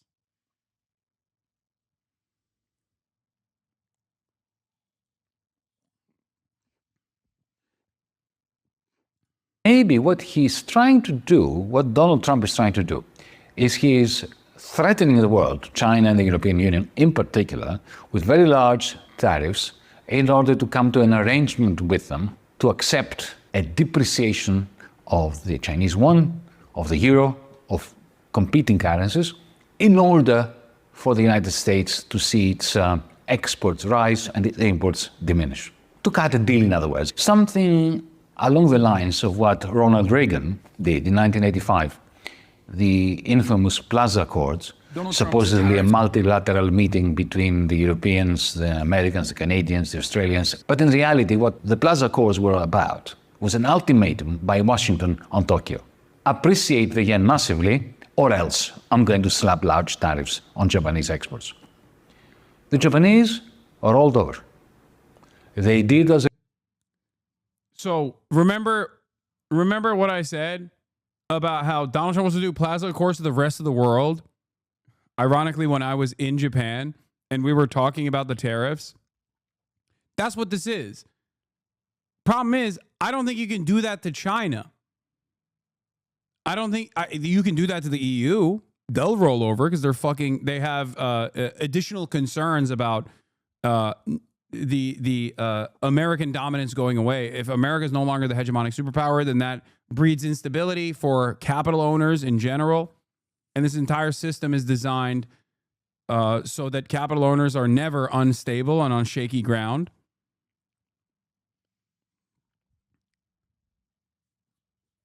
But I do think that a lot of the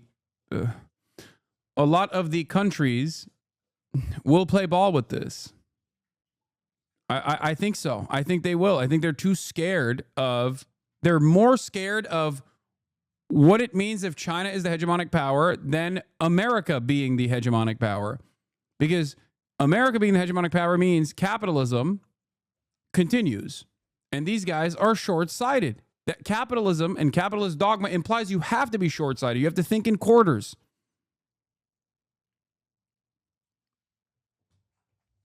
So they're so afraid of a change to not just who gets to make the rules, but also what those new rules might look like, that I think they will remain servile to American interests in this process. They were told. The reason why Japan's massive growth rates between 1950 and 1985 were eliminated, and why Japan lost its verve, its dynamism, was because they accepted those Plaza Accords. Is China likely to accept a new Plaza Accords? I assign a 0 probability to that possibility. China is no Japan. Japan was a occupied country by the United States. Yeah. The United States wrote its constitution. There are tens of thousands of American soldiers still occupying Okinawa. China, I will repeat this once more, is not Japan.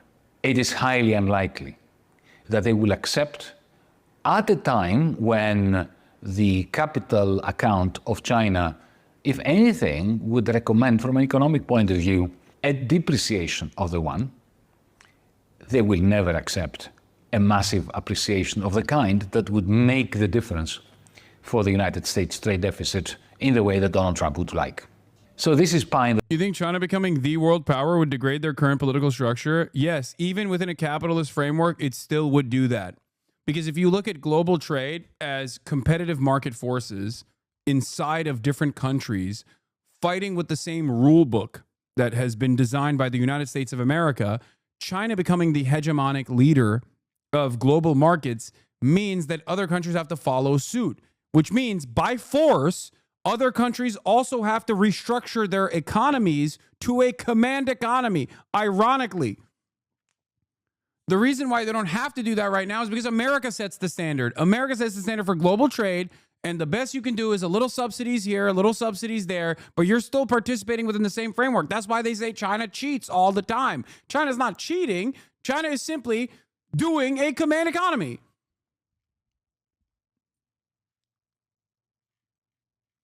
Central planning. The market reaction is the most insane thing I've ever seen. No, I don't think it's insane at all. I think that I think it's very sane within the insane framework that the market operates in. That's what it is. They were so desperate. Yet, yes, 2 days ago, we saw the same insane reaction when it was a fucking fake tweet that caused $6 trillion of fucking value to come back to the markets virtually in a matter of hours, only to have it get eroded once again. Or not 6 trillion, sorry. That's why I keep saying money has never been faker than it is at this moment. It is the most fake it's ever been. Next executive order relates to defense procurement. Our current defense procurement process has been criticized by many folks on both sides of the aisle as being too slow to adapt to new and changing technology. Okay, well, let me finish this Giannis clip, and then we'll get to Trump. No new Plaza Accords between the United States and Beijing this time are on the horizon. In that sense, it looks very unlikely that what Donald Trump wants, at least both his objectives of shrinking the US trade deficit and maintaining the exorbitant privilege of the dollar, that both these objectives will be satisfied at once in 2025, in the next 4 years. The great question, however, for 2025 and beyond concerns China's dilemma.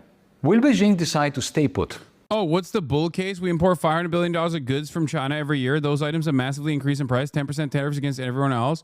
No, there is no bull case. You're right. I'm saying that I tweeted about this earlier today. It is an indication that we are completely fucking insane, that the market reacted the way that it did to Donald Trump because he scaled back on the fucking violence a little bit. I said Trump is such a madman that the markets and smart economists are looking at Trump forcibly severing ties with our largest trading partner as a good thing because at least he didn't nuke the entirety of global trade. Like, he literally, I gave an example of just, I gave an example earlier where it's like he walked in, put a gun to his own mouth, said, I'm going to fucking pull the trigger and I'm going to kill a bunch of people in the process. And then after killing a couple people and shooting himself in the foot, he turned around and said, you know, maybe I'm not going to kill everyone. And everyone's like, oh, thank God, we're saved now. It's insane. It's insane. That's how fucking short-term, that's how short-term our analysts are. And the way that people look at the markets, that is how fucking short-term thinking focused we are here in the United States of America, where they're like, oh, a moment of respite, thank God. There is no fucking respite. There is no respite. China outflanked him this time around. Trump's issue was that the dollar did not go up when this happened, and China threatened to dump yields. Long-term evens started spiking, which meant the dollar as a reserve currency is already on shakier footing than he estimated, and the USA has far less economic influence than they calculated. Of course, the EU will probably bend over anyways. Yes. So basically, he got at least some of his wishes across with respect to like decoupling Chinese manufacturing from at least like the American market to a certain degree, at least for the short term, with hopes that China will come to the table and meet their demands. Gaining time until the United States' internal contradictions, Trump's conundrum and dilemma, plays out. Or will Beijing make the choice, which it has not made yet? They have not made up their minds yet, and I think reasonably, will, however, at some point make the choice. Make the decision to convert the BRICS area into a new version of Bretton Woods. Just as Bretton Woods had at its heart the US dollar for the BRICS area to have the yuan at its heart, with more or less fixed exchange rates between the yuan, the rupiah, and other currencies, and with a view to recycle China's surpluses within the BRICS area, because that would be the greatest and most lethal danger. What's really funny about this also is that, like, for there to even be a secondary market, like, America designed global trade in a way and also implemented the most insane sanctions regime and purposely kept the global south as poor as they physically could. And only one of those countries that America exploited was able to, through central planning, even development and rapid urbanization, was able to overcome the downwards pressure that was applied. Now, this is China. America created this secondary market on its own through its fucking insane attitude, through its incredible greed.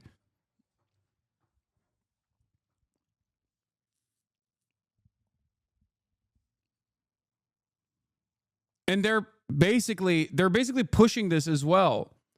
This is at the heart of the One Belt, One Road initiative. This is why I kept repeating to you guys that, like, China's interest in Africa wasn't just to, like, maintain its natural resources and have a monopoly on these rare earth minerals in both extraction and processing. That is definitely one of the goals, but the real goal there, and the reason why their loans were unconditional and removed easily in times of need, as opposed to the IMF and the World Bank loans that these countries were used to, was because they wanted to raise the living standards in Africa so that they could develop a market in Africa, so that ultimately, when push came to shove and America tried to do exactly what they're trying to do right now, as they've signaled since Barack Obama's administration, that they would have a way to move their consumer base and spread it out to the best of their ability to other now developed markets. That was the goal. Now, it's not complete, of course. A big part of the One Belt, One Road initiative, of course, revolves around America's moves in the Middle East, and that America's continued imperial dominance in the region has made it very difficult for China to complete that initiative. But that was the goal, and that is what America was afraid of. And because they've been able to make leeway in that goal, they can, because they were able to achieve some of their goals here, that they can withstand America's volatile behavior in this process. But here it is. The bond market was part of the reason why he reversed. I was watching the bond market. It was very tricky. If you look at it now, it's beautiful. The bond market right now is beautiful. Believe me. Bond markets that persuaded you to reverse course? I was watching the bond market. The bond market is very tricky. I was watching it, but if you look at it now, it's beautiful. The bond market right now is beautiful. But yeah, I saw last night where people were getting a little queasy. I think everything had, well, the big move wasn't what I did today. The big move was what I did on Liberation Day. We had Liberation Day in America. We were liberated from all of the horrible deals that were made, all of the horrible trade deals that were made. And I was helped by people just like this, senator, congressman, and friends, right? And we had great help in the Senate. Our Republican senators have been amazing. They stood tall. Yeah. So liberated, dude. So liberated. Here, this is it, by the way. This is literally it. Look at this. Look at 2000. Look at the year 2000 versus 2024.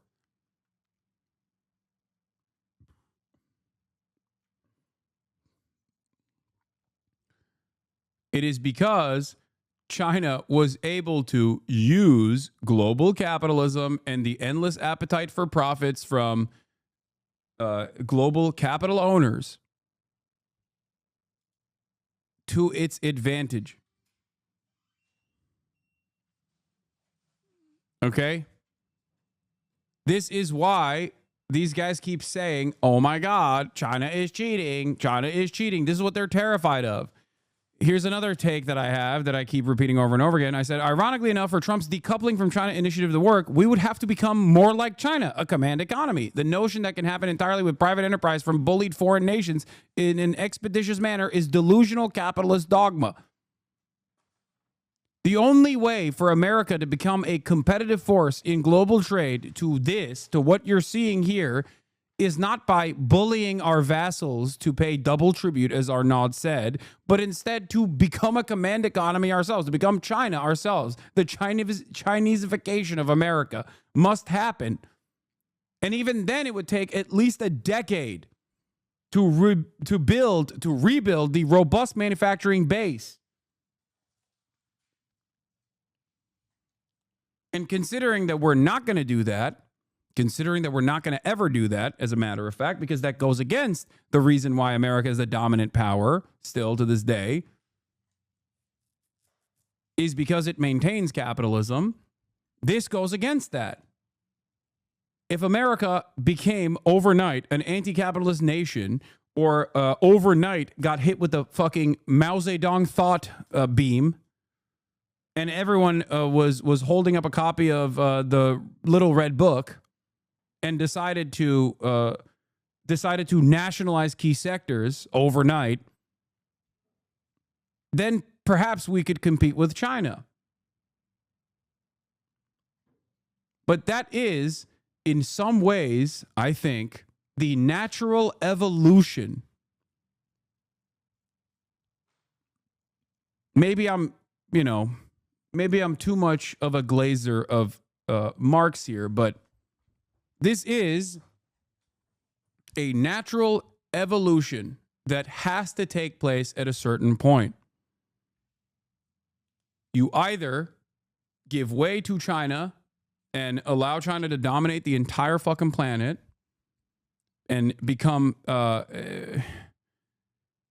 diminished force on the planet in the process, because they just dominate fucking global trade because they have a command economy, or you restructure your economy and naturally also become a centrally planned country. Is it even possible to make a capitalist version of China? No, that's not what I'm saying. That's not what is happening here. There's no way to do that.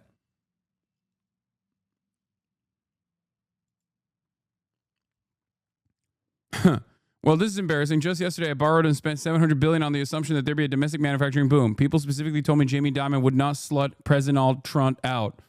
This is also great. I've made so many jokes about Jamie Dimon freaking out and reenacting the raid to protect the money, but the reality is much funnier. He just called up the White House and said, I really hate to say it, but you're fucking stupid. Trump went, yes, sir.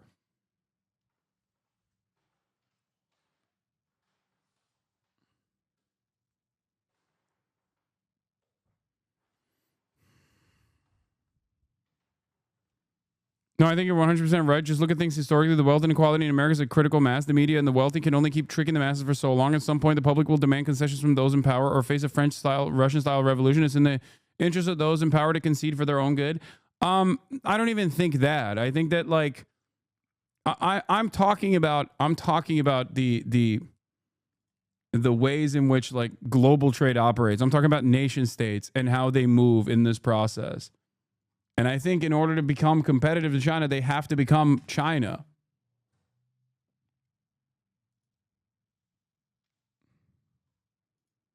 And in the absence of that, America will not be able to get their wishes across. Especially because global capital is malleable, they can move, they're fluid. They have no allegiance or loyalty to a singular market or a singular nation state. They have only allegiances to maintaining their profits and maintaining the capitalist structure. And therefore, they can just wait out the Trump administration, for example. They can just wait it out. A dangerous, unstable madman like Donald Trump doesn't exactly present a lot of confidence in foreign investors to be like, all right, I guess we should build factories in this fucking country whose infrastructure has been crumbling since the New Deal was implemented. You know? Why the fuck would they? Why would they be like, yeah, I really want to move manufacturing away from China, for example, that has literally become the domineering force for a good reason, not just because the labor there is cheap, as Tim Apple himself once famously volunteered, where he literally said, even if Chinese manufacturing was as expensive as American manufacturing, I'd still make my shit in China because they have a manufacturing base. The quality of the build is significantly higher than anything anyone else has. They have a fucking incredibly educated base of producers. These things take fucking time. You can't just do it overnight. You can't just wish cast fucking factories coming back to the United States of America and then assume that we have a competent, trained a base of laborers.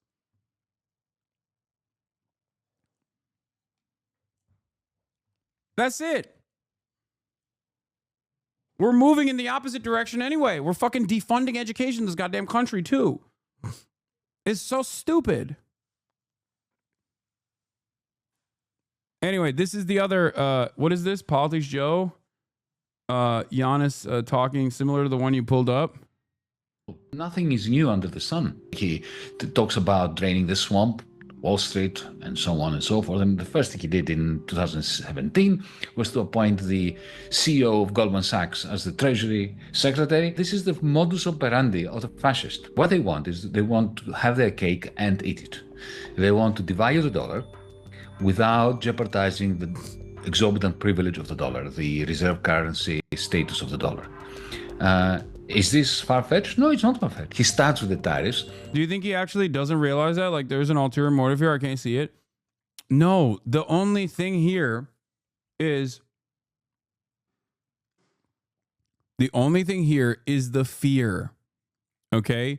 Is the fear that China has the capacity to shut off manufacturing at a moment's notice if China behaved in the same way that the United States of America behaved and wasn't insanely restrained, okay, in ways that America does not deserve, mind you.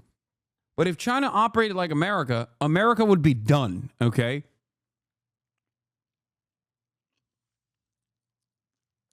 Like, think about that. If China was in the game of volatility in the same way that America operates, they would literally destroy America. They would shut off the fucking faucet of manufacturing overnight.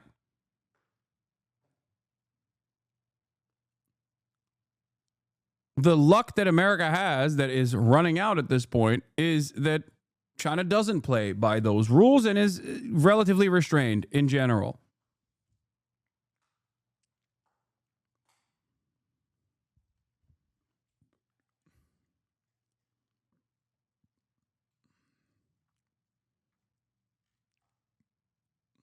That is the irony here. That's why I think China might even play ball in the short term. Yeah, you just read it in the Twitter thread. During the 2008 crash, one of U.S.'s weakest moments, China still continued buying American bonds at the request of the Fed. Exactly.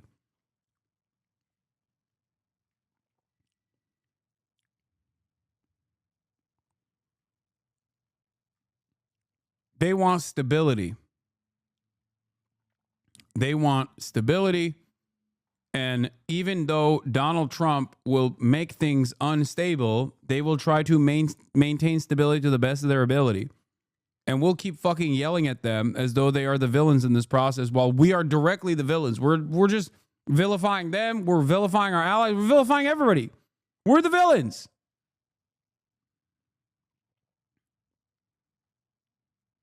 You underestimate American workers. The problem is lack of capital investment. Companies investing overseas because the cost of labor is lower. If companies were penalized for investing in countries with low labor standards and invested here, they would have no problem finding qualified workers.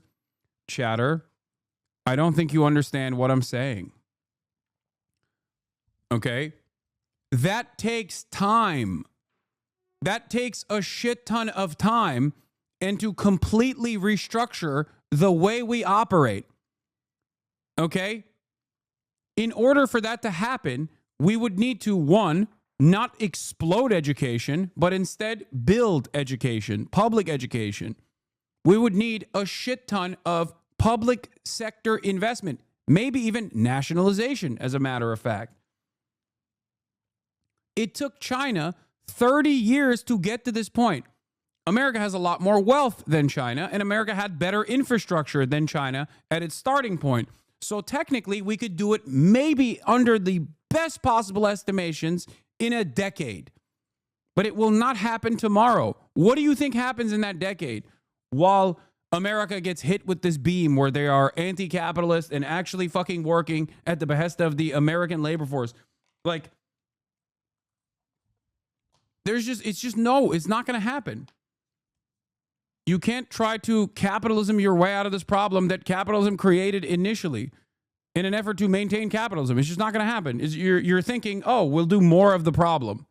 I'm not saying that the American workers are incapable. I'm saying that America has made it so that its workers are not capable right now. And in order for our workers to be capable of this, of becoming the manufacturing hub, that would require a tremendous amount of investment and a runway that takes up at least a decade under insane circumstances that are not present right now.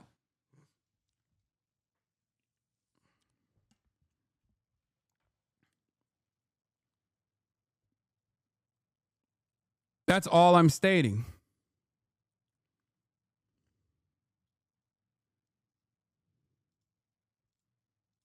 And then, in the one-on-one discussions with each of our leaders, hapless leaders, I should say, he demands different things from different people, depending on what they have to give him. Nobody is immune to the global fallout. Yanis Varoufakis, welcome back to Politics Joe. Thank you for joining me, Ollie Dugmore, today. How would you like to introduce yourself before we get started? 10% homes. And the financialization of the whole economy through the City of London. And that is simply not a sustainable model. It hasn't been sustainable for a while, but Donald Trump is making it absolutely clear that business cannot continue as usual in the United Kingdom, just as it cannot continue as usual in the European Union. Isn't it that there appears to be, it might be a small part of the Venn diagram, but at least some crossover between the sort of the nationalist populists in America, led by the likes of Steve Bannon, and okay, I'm gonna get back to Donald Trump because I want to hear what President Trump has to say. He's live right now. They went for like a year and a half, almost 2 years, screaming and ranting and raving. Democrats plus two worse than Democrats. You had Liz Cheney, and crying. In the long term, wouldn't tariffs against China be a good thing for America to reduce their reliance on Chinese manufacturing and working towards building our manufacturing base? No, because the problem is not building our manufacturing base. If you build your manufacturing base and then either depress labor, depress wages, as we have consistently at the behest of capital, or even fucking fully automate that process, then the same income inequality will persist. You're not actually helping the American population in that regard.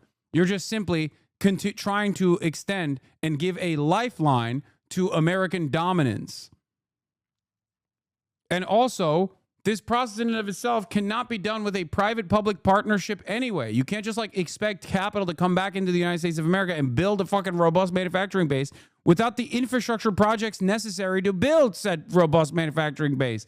That would require an unimaginable amount of fucking money. They found out that Pelosi was the one that was in charge of the security of the Capitol. She knew all about it, and she admitted her guilt to her daughter, who was a movie documentary person. I'm sure her daughter's not too happy about that. I'm sure Crazy Nancy's not too happy. But we found out all the things, everything. And we go for the information. Sir, we've destroyed all of that information. If I haven't destroyed it, I wouldn't be sitting here right now. I guarantee you that. I'd be sitting someplace else. So I think it's something that we should really look at. Whitmer's in this room, by the way. It's so important. The whole concept of an auto pen. Because whoever's, auto pens are run by somebody. Whoever ran the auto pen was president of the United States.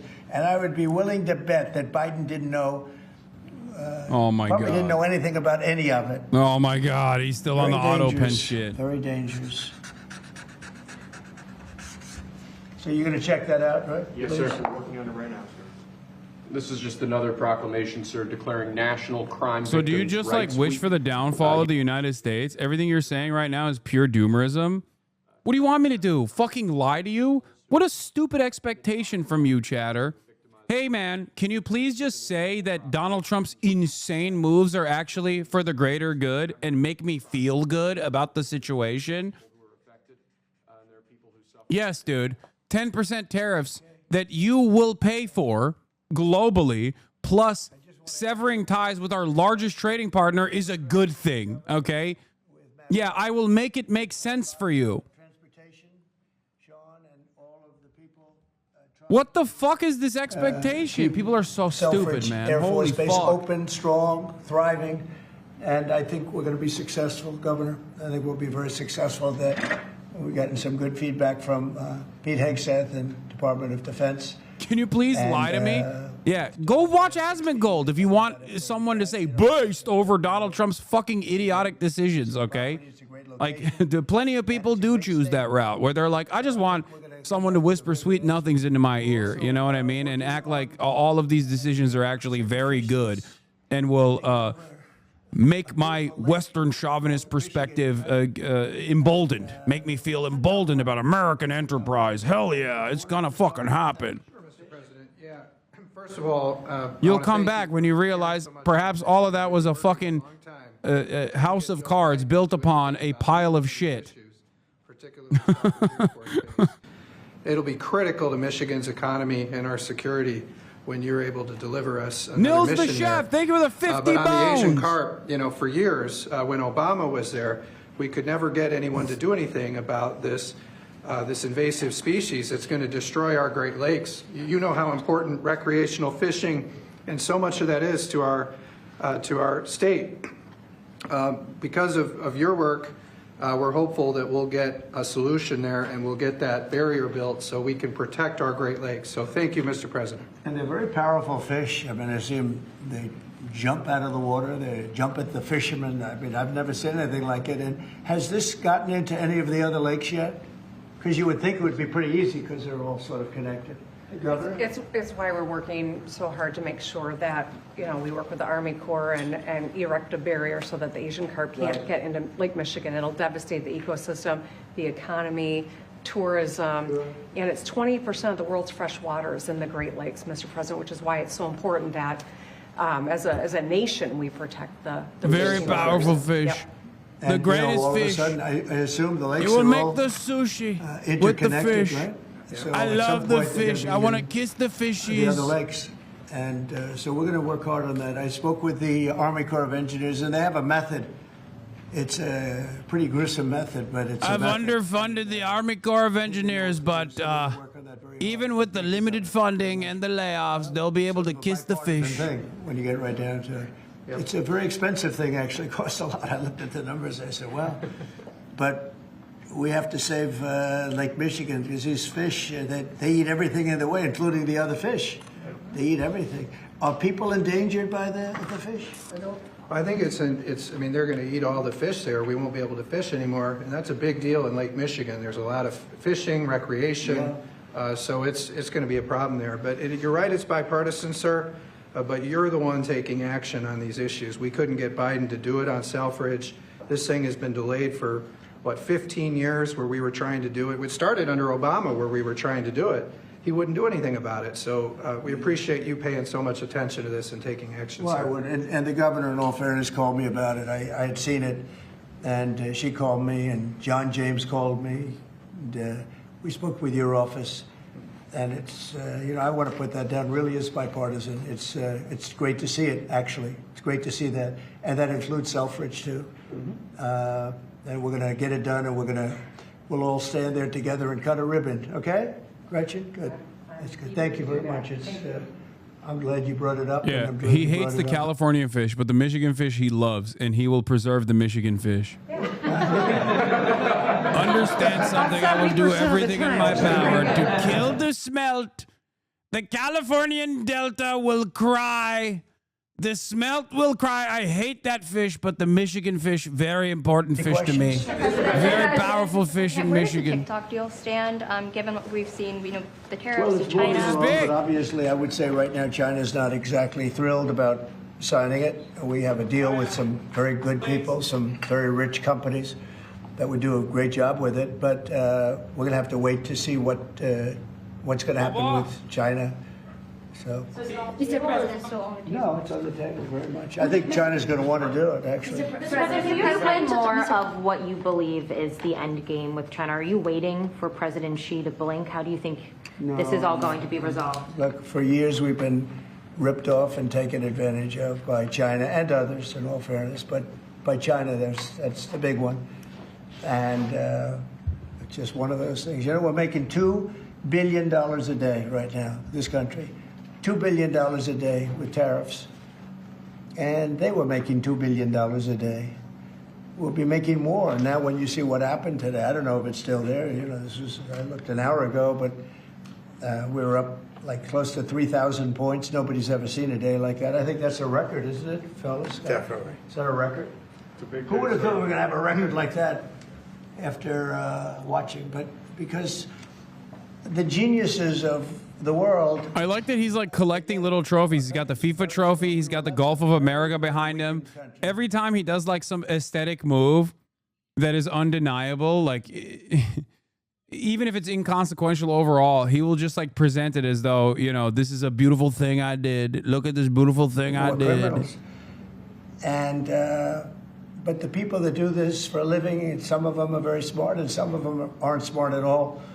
But these guys are very smart, and my group is very smart. My whole group is smart. And you've done so amazing on the board. I read the other day that there were 9 people and hundreds of thousands 2 years ago with Biden, and we had 9. We had it down to 9, and they were all let in for medical reasons. They were in bad shape. We let them in for medical reasons, not even for anything else. So you've been amazing. But that's a big thing. I think it's one of the greatest problems that I've never seen anything like it. Open borders, the whole world was emptied out. Prisons from all over the world, from the Congo in Africa, from Africa to Asia, a lot in South America, but it wasn't just South America. Prisons emptied out. And I said it outside with the drivers before, but El Salvador has been amazing, that job that the president's done. He's coming to see me next week, and we look forward to that. But that's really been amazing. Yes. Mr. President, the EU also announced increases in tariffs today. Why not treat? Bad timing for them. That's bad timing. Why not? They didn't put them in. No, they threatened them, but they picked a later date, which our expectation is it's going to be later still. Okay, I'm glad that they held back. You said you were watching the market. If this was the strategy all along to bring them to the table, why did you instruct or advise, or maybe they did it on their own, some of your top aides to say this is not a negotiation, to hold the line, that they were going to hold the line, that you were not going to change your mind? A lot of times it's not a negotiation until it is, and that happens. And, you know, I said outside that you have to have flexibility to do it right, and that's what we have. We brought everybody to the table, and it may not be a negotiation. It may not last. I mean, you know, things may be asked that I think are not fair to us. Look, we've been ripped off by essentially everybody for 35 years. This is not just a new thing. And Roger Penske just left. He's a great gentleman, great man, actually. And he said no other president would have had the guts to do this. And I believe that's right. They wouldn't have done it. They should have done this a long time ago. A long time ago they should have done it. I started it with China. I took in hundreds of billions of dollars in tariffs and taxes from China in my first term. And we had the greatest economy. We were up 88% on the stock market. That was the greatest ever in the history of our country. But it had to be done. It's something that had to be done. Mr. President, thank you so much. Which countries will be negotiating first? Do you have any criteria? Because, for example, Brazil and the UK, they do not have deficits with the US. They have a surplus. They do not have a surplus. They have deficits with the US. So what is the criteria? And also, would you consider talking or meeting with Xi Jinping? No, sure. He's a friend of mine. I like him. President Xi. I like him. I respect him. But they call haven't me. treated our country. Why won't she call me? She needs to call me on my cell phone. Japan is here, and he has my number. South Korea is here, and others are here. I'm a big fan. And we're trying to see them. It's from what I hear, it's much more than 75. I said 75 plus. So many. It's everybody wants to make a deal, actually, and you know we want to do what's right for our country. We also want to do what's right for the world. The world is important. I mean, you know, it's the world, right? And I think we're going to make a lot of people very happy. And I think investing in the United States of America will be the greatest investment that anybody's ever made. Mr. President, we should expect to see the sectoral tariffs, so the pharmaceuticals, steel. Is that something you're still considering moving forward Yeah, with? well, I will be, because we want them coming back. You know, we realized during COVID that we don't make our drugs and our pharmaceuticals in this country. So I realized that. And it was a big realization. We had to go to China to get drugs. We had to go to other places. I won't even mention the names, but we had to go to other places. We don't make it. And that's because we let them leave. And now if they want to come back, we're going to put tariffs on the pharmaceutical companies, and they're going to all want to come back. They're going to come back. I'm not going to pay them any money like Biden with the chip deal. That chip deal was horrible. They give billions and billions of dollars to chip companies. All they have is money. They have so much money. And they give billions of dollars. And they're just going to keep the money. They're not going to what spend is the it. expectation? And the only thing that's going to bring them back that is literally the closest that the American government has arrived at his vision of rebuilding a robust manufacturing base, at least for chip manufacturing. What do you mean? This part is so crazy because, like, the CHIPS Act doesn't go far enough, okay? It doesn't go far enough. It's limited still because of the capitalist dogma. Donald Trump thinks that capital owners will magically arrive at this conclusion on their own because they've been bullied into doing this. They need and the energy that they need, and it'll be approved by the problem is a total professional. The CHIPS Act in and of itself does not go far enough to build American manufacturing. This fucking dumbass thinks he's going to have it happen magically. You procured a record amount of private sector investments since your election, $7 trillion. You talked about the importance of all that. Can you talk about how these investments will have a positive impact on families who felt like the previous economy left them behind, and why your executive orders on coal yesterday is so important given the amount of manufacturing that you're ushering back in? Thank you. And which is correct. We have, I would say, more than $7 trillion now, right, of investment coming in. Apple is coming in for $500 billion alone. We have other companies coming in with massive numbers. We have car companies that are coming in. We've never seen anything like it. Maybe in the 1940s or 50s or something, but we've never seen anything like it. They had 3 plants canceled in Mexico. Not that we want to hurt Mexico, but we're for us. And that's what my job is. It's not to take care of other countries, but I want to help other countries as much as I can, but we have to take care of America first, and it's about America first. So we have many, many companies coming in that would have never come in if we didn't win the election and then put the tariffs on. And they're coming in because when they build in the United States, there are no tariffs. You don't have to pay any tariffs. So instead of paying 30, 40, 50% or 25%, but it could go a lot higher in some of the industries. So we have steel mills right now that are raging. The steel industry was gone. If I didn't put the tariffs on steel, because China was dumping massive amounts of steel in my first term, and I put tariffs on it, I saved the steel industry, but now it's going to thrive, maybe like never before. I mean, if you go back to U.S. Steel from 90 years ago, it was incredible. It was the #1 company in the world for a long time. That's why we don't want to see it go to Japan. And we love Japan, but U.S. Steel is a very special company. We don't want it to go to Japan or any other place. So we're working with them, and I don't know if they need any money now. I'll be honest with you, they hit gold. They hit gold because if you look at it, they have such orders for steel now. It's incredible. What's going on in our country is incredible with respect to plants. So we lost 90,000 plants and factories from the beginning of NAFTA, the worst trade deal ever made in the history of this world. but certainly in the history of trade. There's never been a worse trade deal. We were able to cancel that. We had to get approval from Congress. It was like a disastrous curse because you had to go to Congress to get it terminated. You couldn't just terminate it because it was a bad deal. And you had people in Congress that didn't want to do it because they had other reasons, maybe bad reasons. They're mostly not there anymore, those people. But it's amazing what's happened. I appreciate that question because it's incredible. I don't think we've ever seen anything like it. $7 trillion, and it's much more than that because, these are places that we know. $7 trillion is unheard of. I never looked at the Biden numbers, but you could go a whole year and it was peanuts. Everybody was leaving. They weren't coming in, they were leaving. And that means jobs are leaving. And so we're not playing games. We're going to make this country greater than ever before. Thank you for that question. Mr.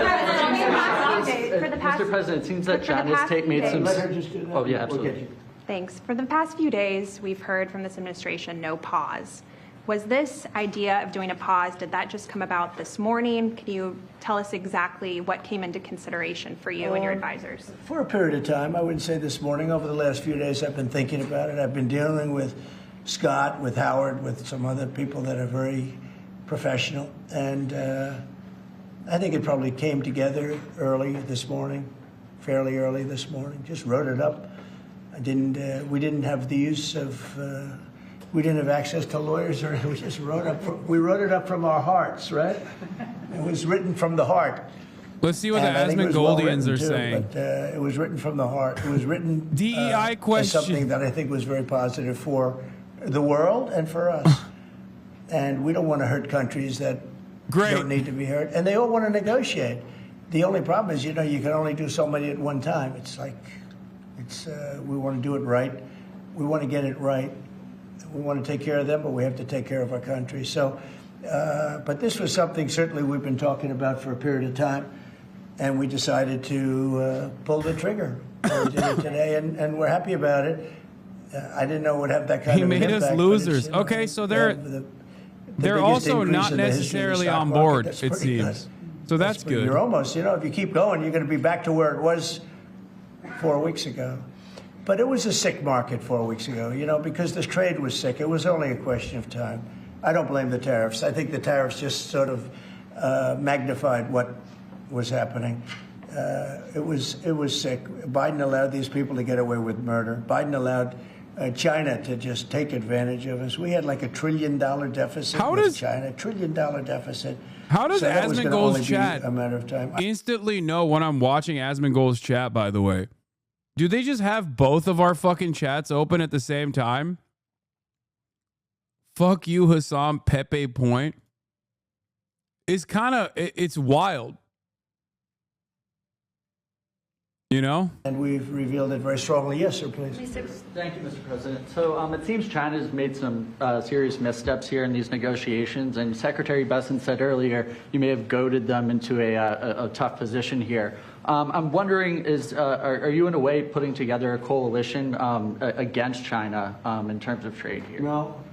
Well, China, look, they're very capable, and I don't blame China for what happened. I blame the people sitting right at this desk.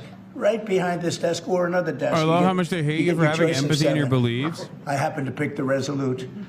But I blame the people sitting behind in this chair, behind this desk, for being stupid, incompetent, or not having courage. This should have been done years ago. This should have been done before Obama, in all fairness. Not only Biden, Obama. It should have been done many years ago. This started with the World Trade Organization, which was owned by China. It was owned and paid for by China. They didn't even have to do things. They considered them a nation that was undeveloped. They said they were a developing nation. Well, we're a developing nation too, if you think about it. Look at our inner cities. Look at what's happened. I think we're starting from ground zero there, right? So we're a developing nation too. No, I know it's a lot of people take heat for saying it, but I blame the people sitting at this desk more than I blame China. If China can get away with what they got away with taking hundreds of billions and trillions of dollars right out of our pocket because our people here were stupid, they were stupid people. maybe corrupt. I don't know. I don't know how you can be that stupid. How do you get to be president and you're stupid? But they certainly weren't courageous, and they allowed this to happen. And with Japan and with many other countries that took advantage of us. I mean, we had deficits with almost every country. I used to read these things. First term, I'd read them. I'd actually read the agreements. I'd say, how could anybody agree to this stuff? So certainly they were rough, and they were tough, and they were smart. And you can blame them, but I really blame the people that allowed them to do it, because you know, if you could read first grade and you could read these agreements, you'd say, these are terrible deals. I actually used to say, who would allow deals like this to be made for our country? And maybe it's people that didn't care. Maybe it's people that weren't courageous. Maybe it's people that were corrupt. I don't know. But I blame those people more than I blame anybody else. Mr. President, you've been very specific in saying that you would like the EU to purchase U.S. There's definitely energy. a lot more Is there something discontent. Says the specific dude who that told you us would to like inject China bleach to for do? Trump can't read it first grade. You'll be hearing about that, yeah. There's a lot things I'd of like China to discontent do. seemingly in the There are a lot of things that I want China Asmongold to do, side. and I'll be telling China what that is. I don't think they are buying whatever the fuck Trump is selling at this moment. That if they do not agree to a potential nuclear deal, that it would be very dangerous for them. What specifically? Well, they did you can't have mean? a nuclear weapon. Did you mean military action though if they don't agree? Oh, if necessary? Absolutely, yeah. And do you have a deadline for these talks? Yeah, I do. And You're talking about with Iran? Yes. Yeah, I saying do. it's not Do you want direct. something definitive this weekend, or do you see this as the start of a process? It's a start. Do you have a timeline? We have a little time, but we don't have much time Who is starting the because we're not going to let them have a nuclear weapon. Is Can't it let them have a going to nuclear be weapon. there, Mr. President? And we're going to let them thrive. I want them to thrive. I want Iran to be great.